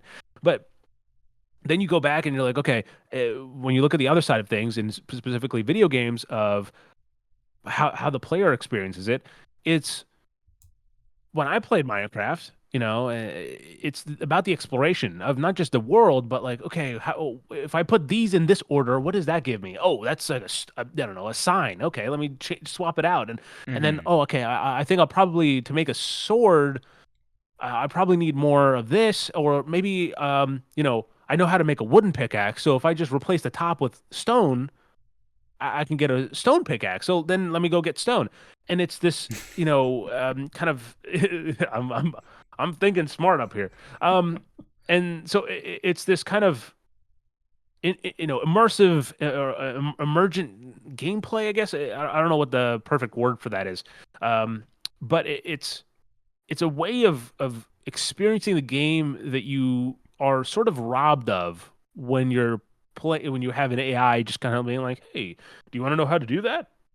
Here's how to do, that formula." Yeah, maybe it's like ease of access, because like you could I agree. argue like, there's wikis for this stuff, and it's like, what's the difference between Googling it or just yeah, Google using a wiki guide versus, having an AI pull that information from that wiki and tell it to you. Like I see less of an issue with that, but yes, like it depends on how easily accessible that is, because the joy of something like a Minecraft where you discover like, oh, I can use these materials in this grid, it's that experimentation, and it's trying to work within the confines of the game to try to learn that information. Whereas it's like, I have an icon on my map for, a lost treasure in Indiana Jones. How do I get there? Because I've walked to where the icon is on the map, and like there's no conceivable way that I can get there. This actually happened to me. I was like, how do I get to this treasure? I looked it up, and it's like, you'll go there later in the story. And it's like, okay, well, that makes sense. So yeah.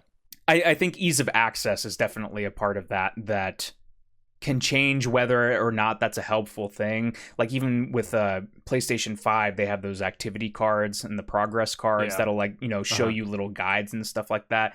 Like I think that's relatively harmless, honestly. And usually I guess for that example, PlayStation is going in and recording that themselves, like those, little walkthroughs or whatever to post with those things. I think it would start getting a little bit weird, kind of how we've experienced with the website, where it's like if the AI is just like pulling like a YouTube video and they're not like, crediting the video that it comes from and stuff like that. I think that's where you start getting into some of that weird gray water kind of mindset. Yeah. And it's just like, yeah, and kind of going off of ease of access, I think accessibility is also a big thing. We are pretty, like, we are in the top percentile of gamers. Okay, I'm not going to say we're the best gamers, but what Nick and I are, by and large, you can put us into any game, and and we'll be able to figure out what the hell's going on, just because we've played enough video games to understand the language of video games. Like across genres, there's certain things that are like, oh, I see this this ledge has yellow tape on it.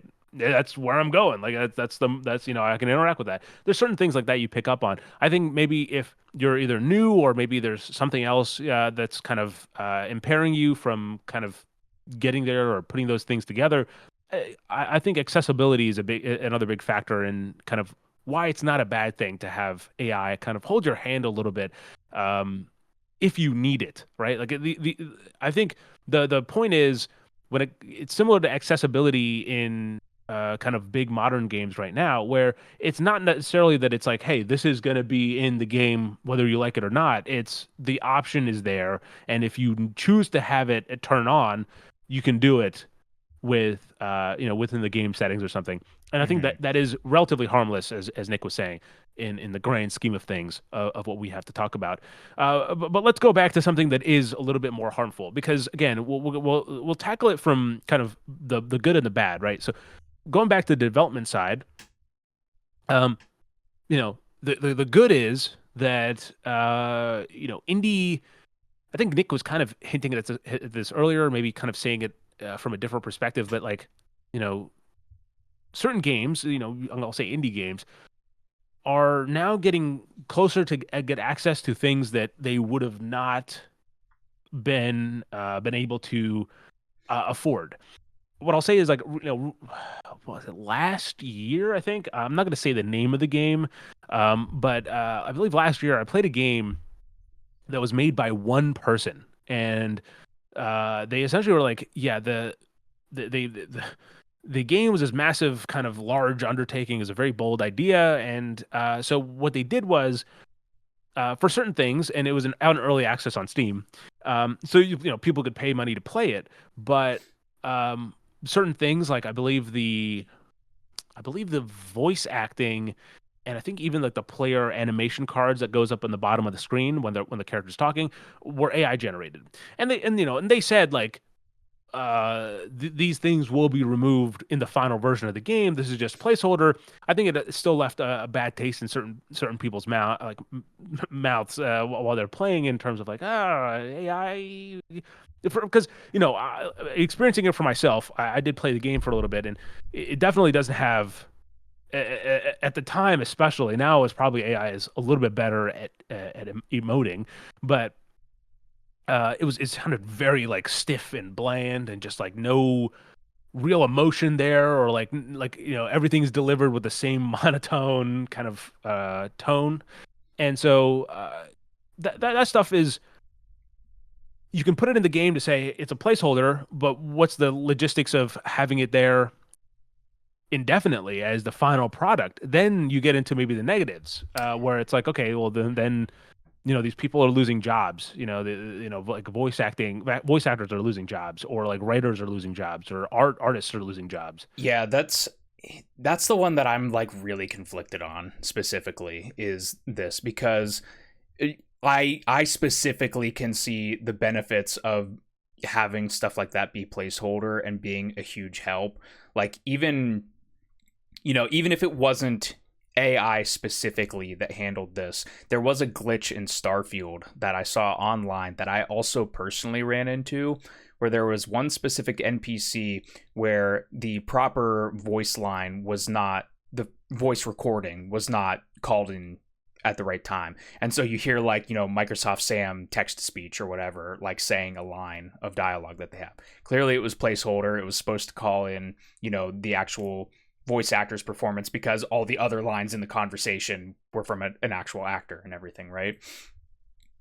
And it's like, okay, so if a human wrote the line of dialogue and it's literally the AI voice of, Microsoft Sam or whatever that is using that as placeholder, it's like, as a tool, I could see that being a huge boon. I mean, even in editing, like, we don't have intentions of using, like Highway to the Danger Zone in What Remains, but I might pop it in there to see like how that vibe changes, and like, yeah, exactly, how what kind of creative spark that might ignite into you. And it's like that's just the one thing where it's like, I think it does get a little bit weird with that specific example, where it's like, okay, if you're putting the game out as like early access and you're asking for money and that stuff is in there, that's kind of a weird gray area. I feel like that's maybe it shouldn't be going in until you've hit the point where you can take that AI influenced material out of the game.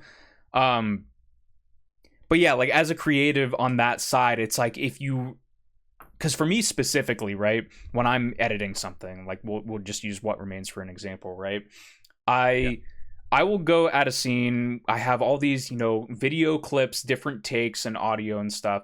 I will put things together in the roughest of rough order, but I'll usually get, my picture in, I'll get my audio tracks in, I'll usually get some music in as well, because I really start to understand the construction and the vibe we're going for once I have like a fuller picture, even if it's not anywhere near what the final is going to be. As long as I have those elements in there, I can start getting a feel for more well-informed cuts, or when specifically to put a transition in or something like that. And so I can definitely sympathize with that aspect of like, I need to have my voices talking, I need to have my characters talking, I need to have something written in here to like get the vibe of what I'm going for like in front of me, right? So all of that weird jumbled mess of thoughts for me to say, it's like that's one element of this that I find myself getting conflicted on a lot of the time. And I think it does come back to what you said about like intention and experience. And I think it's like, if it is, I think it's different if it's like a solo indie dev versus a major company with professional workers that are using a similar work process. But then again, it's just like I go back to it and it's just like, okay, so where do we draw the line? Is it like you can't have even like a Microsoft Sam text to speech? Like, is that AI reading the text and stuff like that?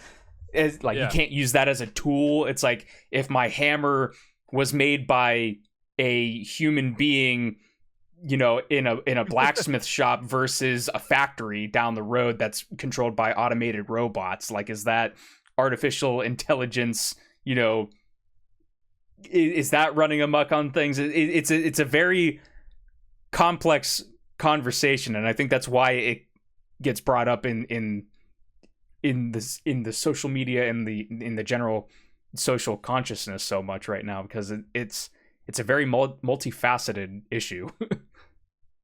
Yeah, and look, we've obviously tackled it from quite a few negatives and kind of the costs of AI, maybe, you know, like about people losing their jobs and, you know, voice actors not getting paid or artists not getting paid because they don't have to be hired anymore.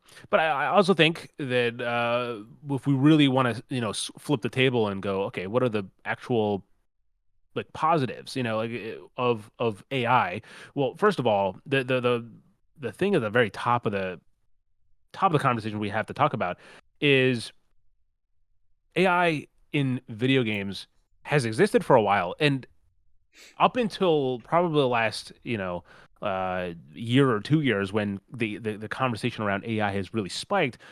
AI in video games was celebrated. It was lauded. You know, we look at. I have two examples written down specifically of things that I know that I feel like I wanted to mention. Which was, first of all, we have Elizabeth from BioShock Infinite. When I believe even like I distinctly remember, I believe CNN had written an article back in the day about how advanced the AI for BioShock Infinite's characters were, because it was like, yeah, this character Elizabeth is with you the entire runtime of the game, and she's doing things that like you would not typically expect an AI to do, you know, in terms of like a secondary character. Like she's helping you out in combat in ways that you don't really see. Maybe like you know, in God of War, I think you kind of saw an iteration of that similar kind of mechanic. Um, but like that was groundbreaking at the time of seeing Elizabeth in Bioshock Infinite. And then I also think about the AI for Alien Isolation and how like people were like, this is terrifying because of the fact that there's an AI that is not stiff. You know, AI in video games has been around in some degree for a while. It's just that AI was like, okay, you know, you have a view cone, and then if the view cone, if a player steps into the view cone, you're like, oh, and then like, you know, they start making their way over. But then, you know, you have something like the xenomorph, which is like sort of learning, like, you know, where the player is, and so like it makes this really dynamic playthrough where not every, you know, if you die and respawn in the game, the alien's not going to move in the same movement pattern like you're used to in video games. You know, that's part of the reason why like if you go back to like the PS3 time, I know Alien Isolation was a PS3 game, but if you go back to a certain period of time, you know, if you die enough in a video game, you're like, all right, there's a guy in the beginning there, he's gonna come out of the corner, and then this guy's gonna like it's like all these beats that you know you can kind of memorize. Mm-hmm. But then you're playing Alien Isolation, and it's like, wait, it was supposed to come out of that vent, and it's not. And then, you know, again, that is a particularly complex situation too, because it's not just like an AI that's learning, but then there's also a secondary feed of like, essentially, from my understanding of how that works, the game also pings the AI with the player location, the general direction every now and then to just be like, hey, it's still in this direction, you know, kind of ushers it toward you a little bit, so it's not completely lost. But you know, like that stuff is actually really exciting, and I think the way that that could be implemented into a video game in the future is also pretty interesting. But again, you lose the human part, and it's going to be a recurring theme. Obviously, when you get in AI, you know, you're losing that aspect of it. But like, I can kind of imagine this the idea of a reactive NPC. I think that's probably the most intriguing part of an AI in video games for me, right? Is like you go up to let's just say Elder Scrolls 6, right? You go into interaction with a character in Elder Scrolls 6, and these characters are like run by AI, and they're not just responding to you based on this. This is what I was dictated to say if you said this, and this is what I was dictated to say if you said this. There'll be a more dynamic of oh wait, you did this over here. I noticed, like, the character NPC will notice that you did that, and then it'll react accordingly to say, oh well, that's interesting that you did that. And I think it would make, obviously there'd still be human kind of molding of it, but it would make things a lot more personal in terms of, oh, your quest and your journey is very much so yours, and it's going to differentiate from mine in a kind of nuanced way that you just simply do not get nowadays. I mean, look, I'll bring in my own game development experience here briefly, and I'll say, like, I know how to write dialogue so that, like, in a script, in terms of a game, so being like, okay, if you did this, then the character can say this, but if you didn't do that, then the character will say this, and if you respond to them and select option one, they'll say this option. If you say option two, they'll be like, oh, what the fuck, dude? Mm-hmm. I know how to do that, but to have characters and NPCs react dynamically is just I mean, I think it would add a whole new dimension of realism to video games. Yeah, you like clip out of the environment and they're like, you're not supposed to be there. Where'd your feet go? Yeah, not to discredit the tool end of AI's use in games already, also with, like, player data collection and stuff like that. Like, whenever these companies will be like, in Borderlands, you fired 5 million shots in the first 24 hours. It's like, no human is sitting there, like, collating that data, I think. One, two. Exactly. So it's used for a lot of back end things that I think a lot of people don't recognize also, and I think that has been a positive benefit to the industry. It does allow for more access to information that otherwise wouldn't be known. I mean, there's even, like, I know it's just like calculations and stuff, but like at a certain point, like, a computer program needs to be able to simulate like damage information for different games and things like that. So I think there's a lot That's how kind of the guns are nerfed or buffed and stuff like that too, a little bit. Exactly. And so I think it does help in making informed game design decisions specifically. But yeah, I think it's more so, I guess it would be, it's still waiting for that human interpretation. It's merely just a data collection. And it's just like, okay, this is what we found. Or like an AI that maybe simulates different player behaviors so in development, so that people can be like, okay, so let's say one of the biggest, like, issues I think that level designers come through, or that I imagine level designers have, again, not much Sure. not much firsthand experience here, but Yet. how to convey where a player should go without a marker, right? Like, Right. there's a bunch of different things that you can do. You can design the level in such a way that the geometry points and guides the eye to a specific spot. You can have lighting come in and highlight specific areas. That's one that I pick up on a lot, where it's like there's this one temple in Indiana Jones where you go down kind of like a snaking pathway into this place, and then just absentmindedly I saw there was a spotlight in the one thing. I was like, is this where I have to go to get out? And then it was like lights just like conveniently, like it's in universe because they're excavating this tomb, but it's like every single spot you have to go to get out is lit by a spotlight, right? So there's things like that I think developers kind of struggle with, and even irregardless of like my ability to pick up on things like that, there's tons of people that'll be plopped into an environment and be like, where the hell am I supposed to go? What the hell like, am I doing? What? And so I could see a future where it's like, okay, we have this predictive AI that's going to plop a character into the scene and try to guess or simulate, how a person might navigate this environment or where they might get hung up. Where are some spots of the level that we need to clean up, make less obvious or make more obvious to people?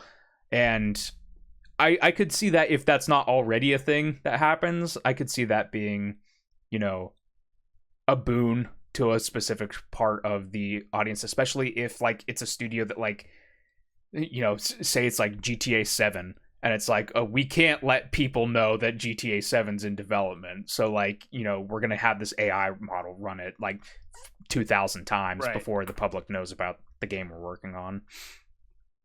Yeah, I think, you know, as you're saying, like, I think QA is also a big thing. And again, I think QA, that field has been one that has been hit rather hard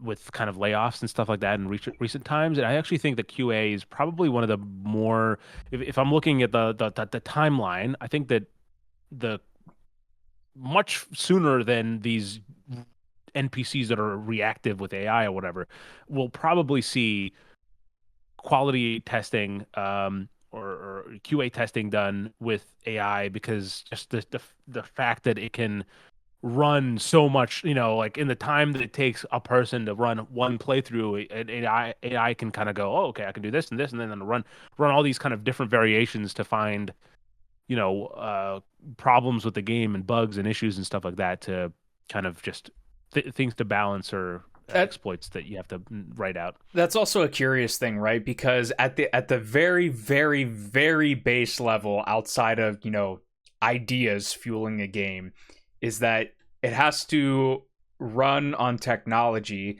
and at the very base level of that is its numbers in a code, right? Numbers and letters in a code.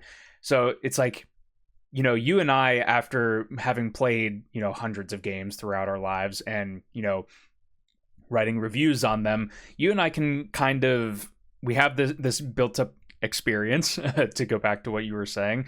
We have this kind of built up experience where it's like, okay, this doesn't feel good to play. What is it specifically that doesn't feel good to play? Well, maybe it takes a little bit too long for, you know, a wind-up animation to happen or something like that. Realistically, can an AI get to the point where it can make that thought process? Like, it can certainly, like, you know, if it's looking at a game or whatever, and it's like, say an AI can look at like the code for a game, theoretically, and it's just like, and it sees, you know, the wind-up animation takes 15 frames. It's like, okay, this person said that 15 frames is a bad wind-up animation. So then it's like, does it just like course correct with different things? Or again, because it's like, if you go up to somebody like a game developer and you're just like, yeah, I don't think it feels good, I think 15 frames is a bad length of time for an animation, I feel like it'd be like, well, no, there might be other aspects at play that make it feel, maybe it's the vibration of the impact during the animation or something that's causing it. Again, it's like, I just find it like weird to wrap my head around, like, that aspect. I agree. And actually, while you're saying it, I thought of two more things that I think kind of maybe regarding just specifically QA testing, that I'm curious, you know, if how good an AI would be at. Because again, the numerical stuff, sure, you can find out, like, oh yeah, this gun is like, if you reload this gun a third time, it fucking gives you infinite ammo. I don't know. I mean, that's a stupid ass fucking bug. I don't even know if that's plausible. But I'm curious about, like, if an AI can pick up on pace of, like, you know, there's been, I mean, go back on this podcast, you'll probably find several instances of Nick or I going, yeah, but the pacing was off, like, like, you know, the you know, either you didn't get to the action soon enough, or, you know, there's something there that like really throws off. Like, pace is a huge deal, and just general storytelling, you know, books, movies, video games. So like, would an AI be able to be like, oh yeah, this doesn't feel like we get to the action fast enough? Like, well, was that a thing that it could, or is it in kind of another thing? Kind of the second point is tone. Like, would an AI be able to pick up on tone of, like, oh, I wonder what this is saying, you know, regarding? Yeah, I think that's funny that you bring up the pace thing, because it's like, if you feed the AI a bunch of examples of 100-hour games that people say are too slow or whatever, and then it's like, is the lesson that it takes away that 100 hours is too slow? But then you play like a game like a Persona 5 or an Elden Ring where people are like, I couldn't get enough of it, like the pacing is so perfect for 100 hours. And then it's just like, okay, so now is the AI going to get confused? What lessons is it going to take away? It's like 100 hours can be based, so now we have to fine tune and find what makes it. And what do you train it with? Like, is it like, playthroughs on YouTube of like, okay, here's this person's 100-hour playthrough of Red Dead Redemption 2. Now, like, what's like learn from that and then figure out like how to. People that play Skyrim like, for 300 hours and don't finish the main quest or something like that. It's like, what constitutes a playthrough of that? Like for a model, And I think another point, right, is the we're going to jump back and forth here as I kind of tie some points together. But there's this idea of scale as well, and I kind of touched on this regarding the procedural generation or whatever. But like the scale of games can change with if you have AI backing you up in theory, like that is very much so plausible. But I don't necessarily think more is better. And I'm not just saying that in the limitations of AI. I think I look to whenever you create something that massive, when it's something sweeping, there's a lot of things that you lose where the personal aspect, the narrative connections and stuff, and it's not always with AI. The point I'm trying to make here, the one that I've written down, is Watch Dogs Legion. Like the game is very ambitious, and the idea that it's like every NPC in the game is playable. You can take control of them, and then you can play them, and they all have their own kind of set of quirks and kind of like they're I forget. I haven't actually played the game, but like I know that I have it on my shelf because I am still a Watch Dogs sucker. It's like they have like their own like, oh, they're in debt, or they have this hobby or whatever. They have their own personalities, but like you're not getting authentic character development, right? And people hate, like, we're like, yeah, sure, conceptually it's cool, but like I don't feel any emotional resonation with this game. So it's not even with AI, implemented or whatever. It's just that at a certain point, when games get bloated, or when things are like of a larger scale, you're missing out on the nuance. Like that brings us back. I'll bring it back to to kind of the conversation we were having at the first half of the show, where it's like, oh, that's why Andor is so special. You can look at big things blow up and go, ooh, that looks cool. But then when you find out about like the human struggle, about the things that are like intimate and personal and between characters, then it's like, oh my god, I understand the weight of what's happening in that larger picture. Yeah. You reminded me of a funny thing that is like, tangentially related to this, but I think I can find a through point for it. Yeah. Back when Watch Dogs Legion was first shown off, and they were showing off like, any NPC is playable. I had texted my friend Shane that I've mentioned on the podcast, and I was like, yeah, it's like kind of cool and everything. And then he replied to me and he's like, yeah, like it would be cool, but like Mario Odyssey already kind of does that. And I hadn't thought about that, but it's like, yeah, you can just take control of like every enemy in Mario Odyssey, and what gives that game a bit more character than, knowing the debt number of the random NPC in Watch Dogs is that those enemies have different like mechanics and stuff. That is their character development, is like, now, I captured Bullet Bill so I can fly. Now I captured, a Goomba, so like I'm really slow. I walk, I can jump around and stuff like that. So I think that it definitely still needs what you're saying. It needs that personality and that kind of touch that is brought to something like that for it to really have like impact. Right. And then let's see, any other kind of left any other points left that you wanted to make regarding this? I know we've done a fantastic weave. We've weaved a lot of different things here. I mean, I suppose we've kind of more or less touched on the efficacy of AI. Maybe not. Maybe we have, but I don't know. I don't think there's much more about. I think going forward, if it's going to be a more prominent, if it's going to have a more prominent place in the creation pipeline, I think there needs to be some rules put in place on its use for generative content specifically.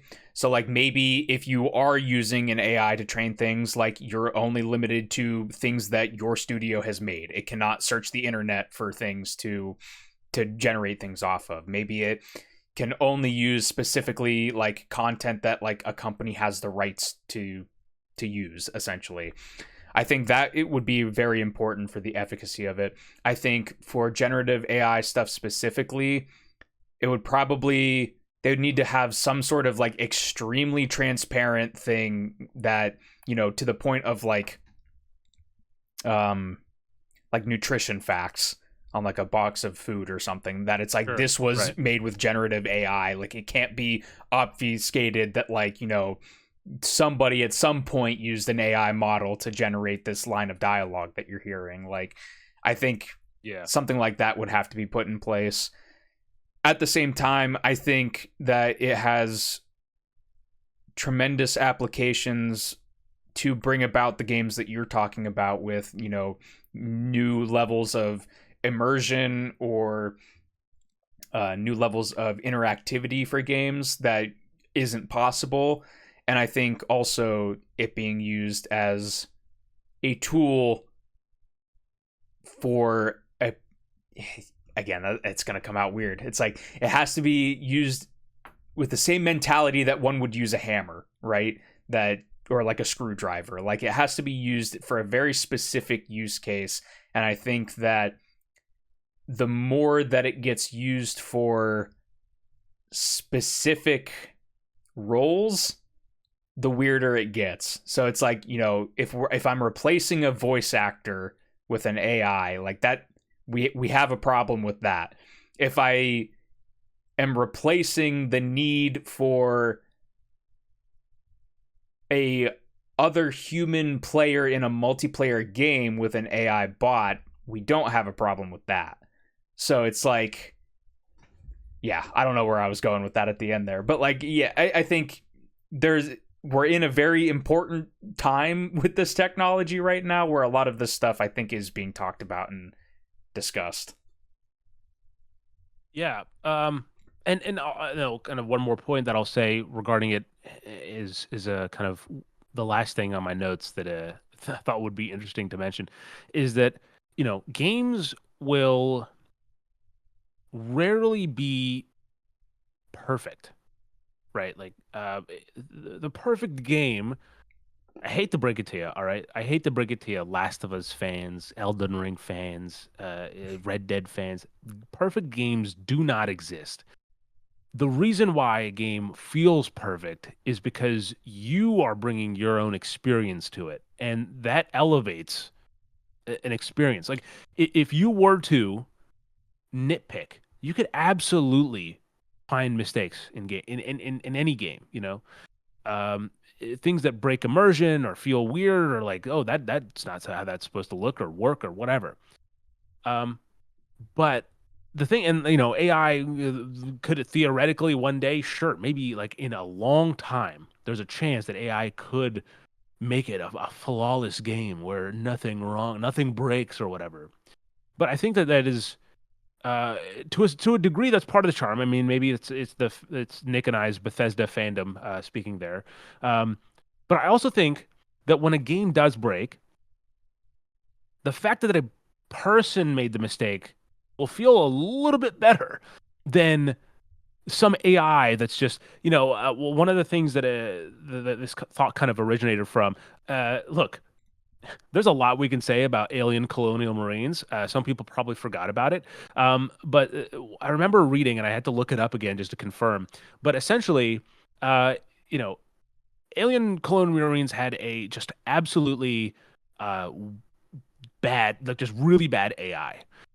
And it turns out that the entire weird AI bug in that game was caused by one typo. So essentially, and this was, I believe, discovered by a modder. who essentially said that they discovered a typo in one line of the game's configuration, which could blame for the game's horrible artificial intelligence. And according to them, the command line in question controls tactical positioning, adjustment, patrolling, and targeting zoning for Colonial Marines AI. And that's why the xenomorphs in the game always appear sluggish, confused, or downright dumb. And that feels a lot like I find a lot more humor in that, knowing that happened by a real person. They let that slide. Then finding out that, like, oh, in the line of code when they were asking it to generate code based on xenomorph, what a xenomorph would act like, the AI fucked up and there was a mistake. Yeah. With that said, to bring our conversation to an end, obviously Nick and myself are two human beings talking about AI quite extensively. So I thought it'd be interesting to ask AI what it thought about the future of AI in video games. And so this is what it had to say. Quote, AI has tremendous potential to enhance video games, not just by making them smarter, but by making them feel more alive. Well-designed AI can turn a good game into a legendary one. However, it needs responsible implementation. It shouldn't just be a shortcut to content generation or a way to save money on human talent. Also, emergent storytelling, where players' experiences arise organically through AI interactions, is one of the most exciting frontiers in gaming, but this will only work if developers balance technical power with narrative craft. AI should serve the player experience, not overshadow it. Unquote. And there you go. You know what, AI? Couldn't have said it better myself. We just did. Enjoyed. Hope you guys enjoyed another episode of the Respawn Station podcast. This was an interesting one to dive into. There's a lot, obviously, if you couldn't tell, that I think has been on top of mind.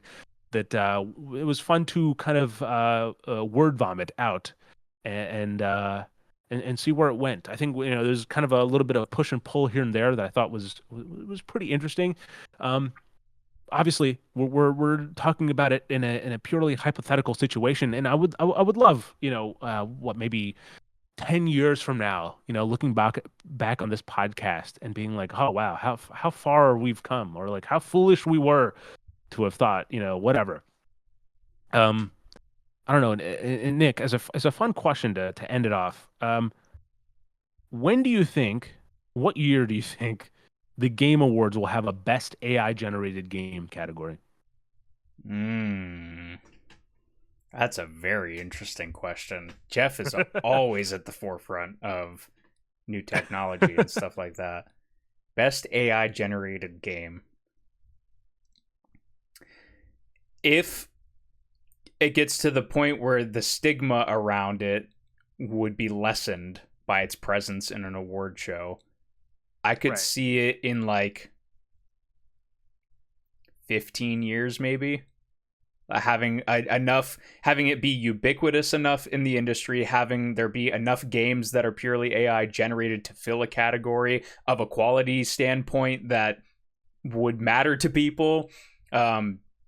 Depending on how fast that technology moves, like, yeah, I could see within like 10 to 15 years, like that sort of a thing.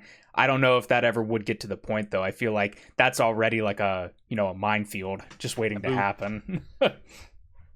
Well, I'd probably say 2040. I mean, we're pretty much, it's 15, 20, 15 years.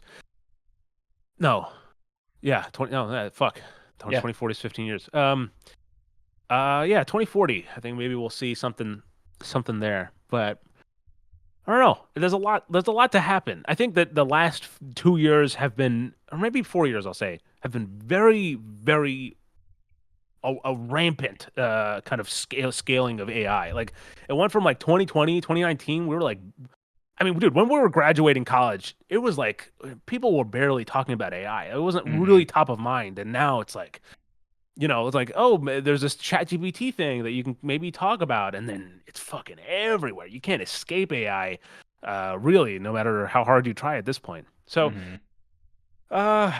tune in 2040 and see where we are. See what our picks for games. Best AI game are. Yeah. Yeah. But until then, as always, thank you guys so much for watching. Thank you so much for listening.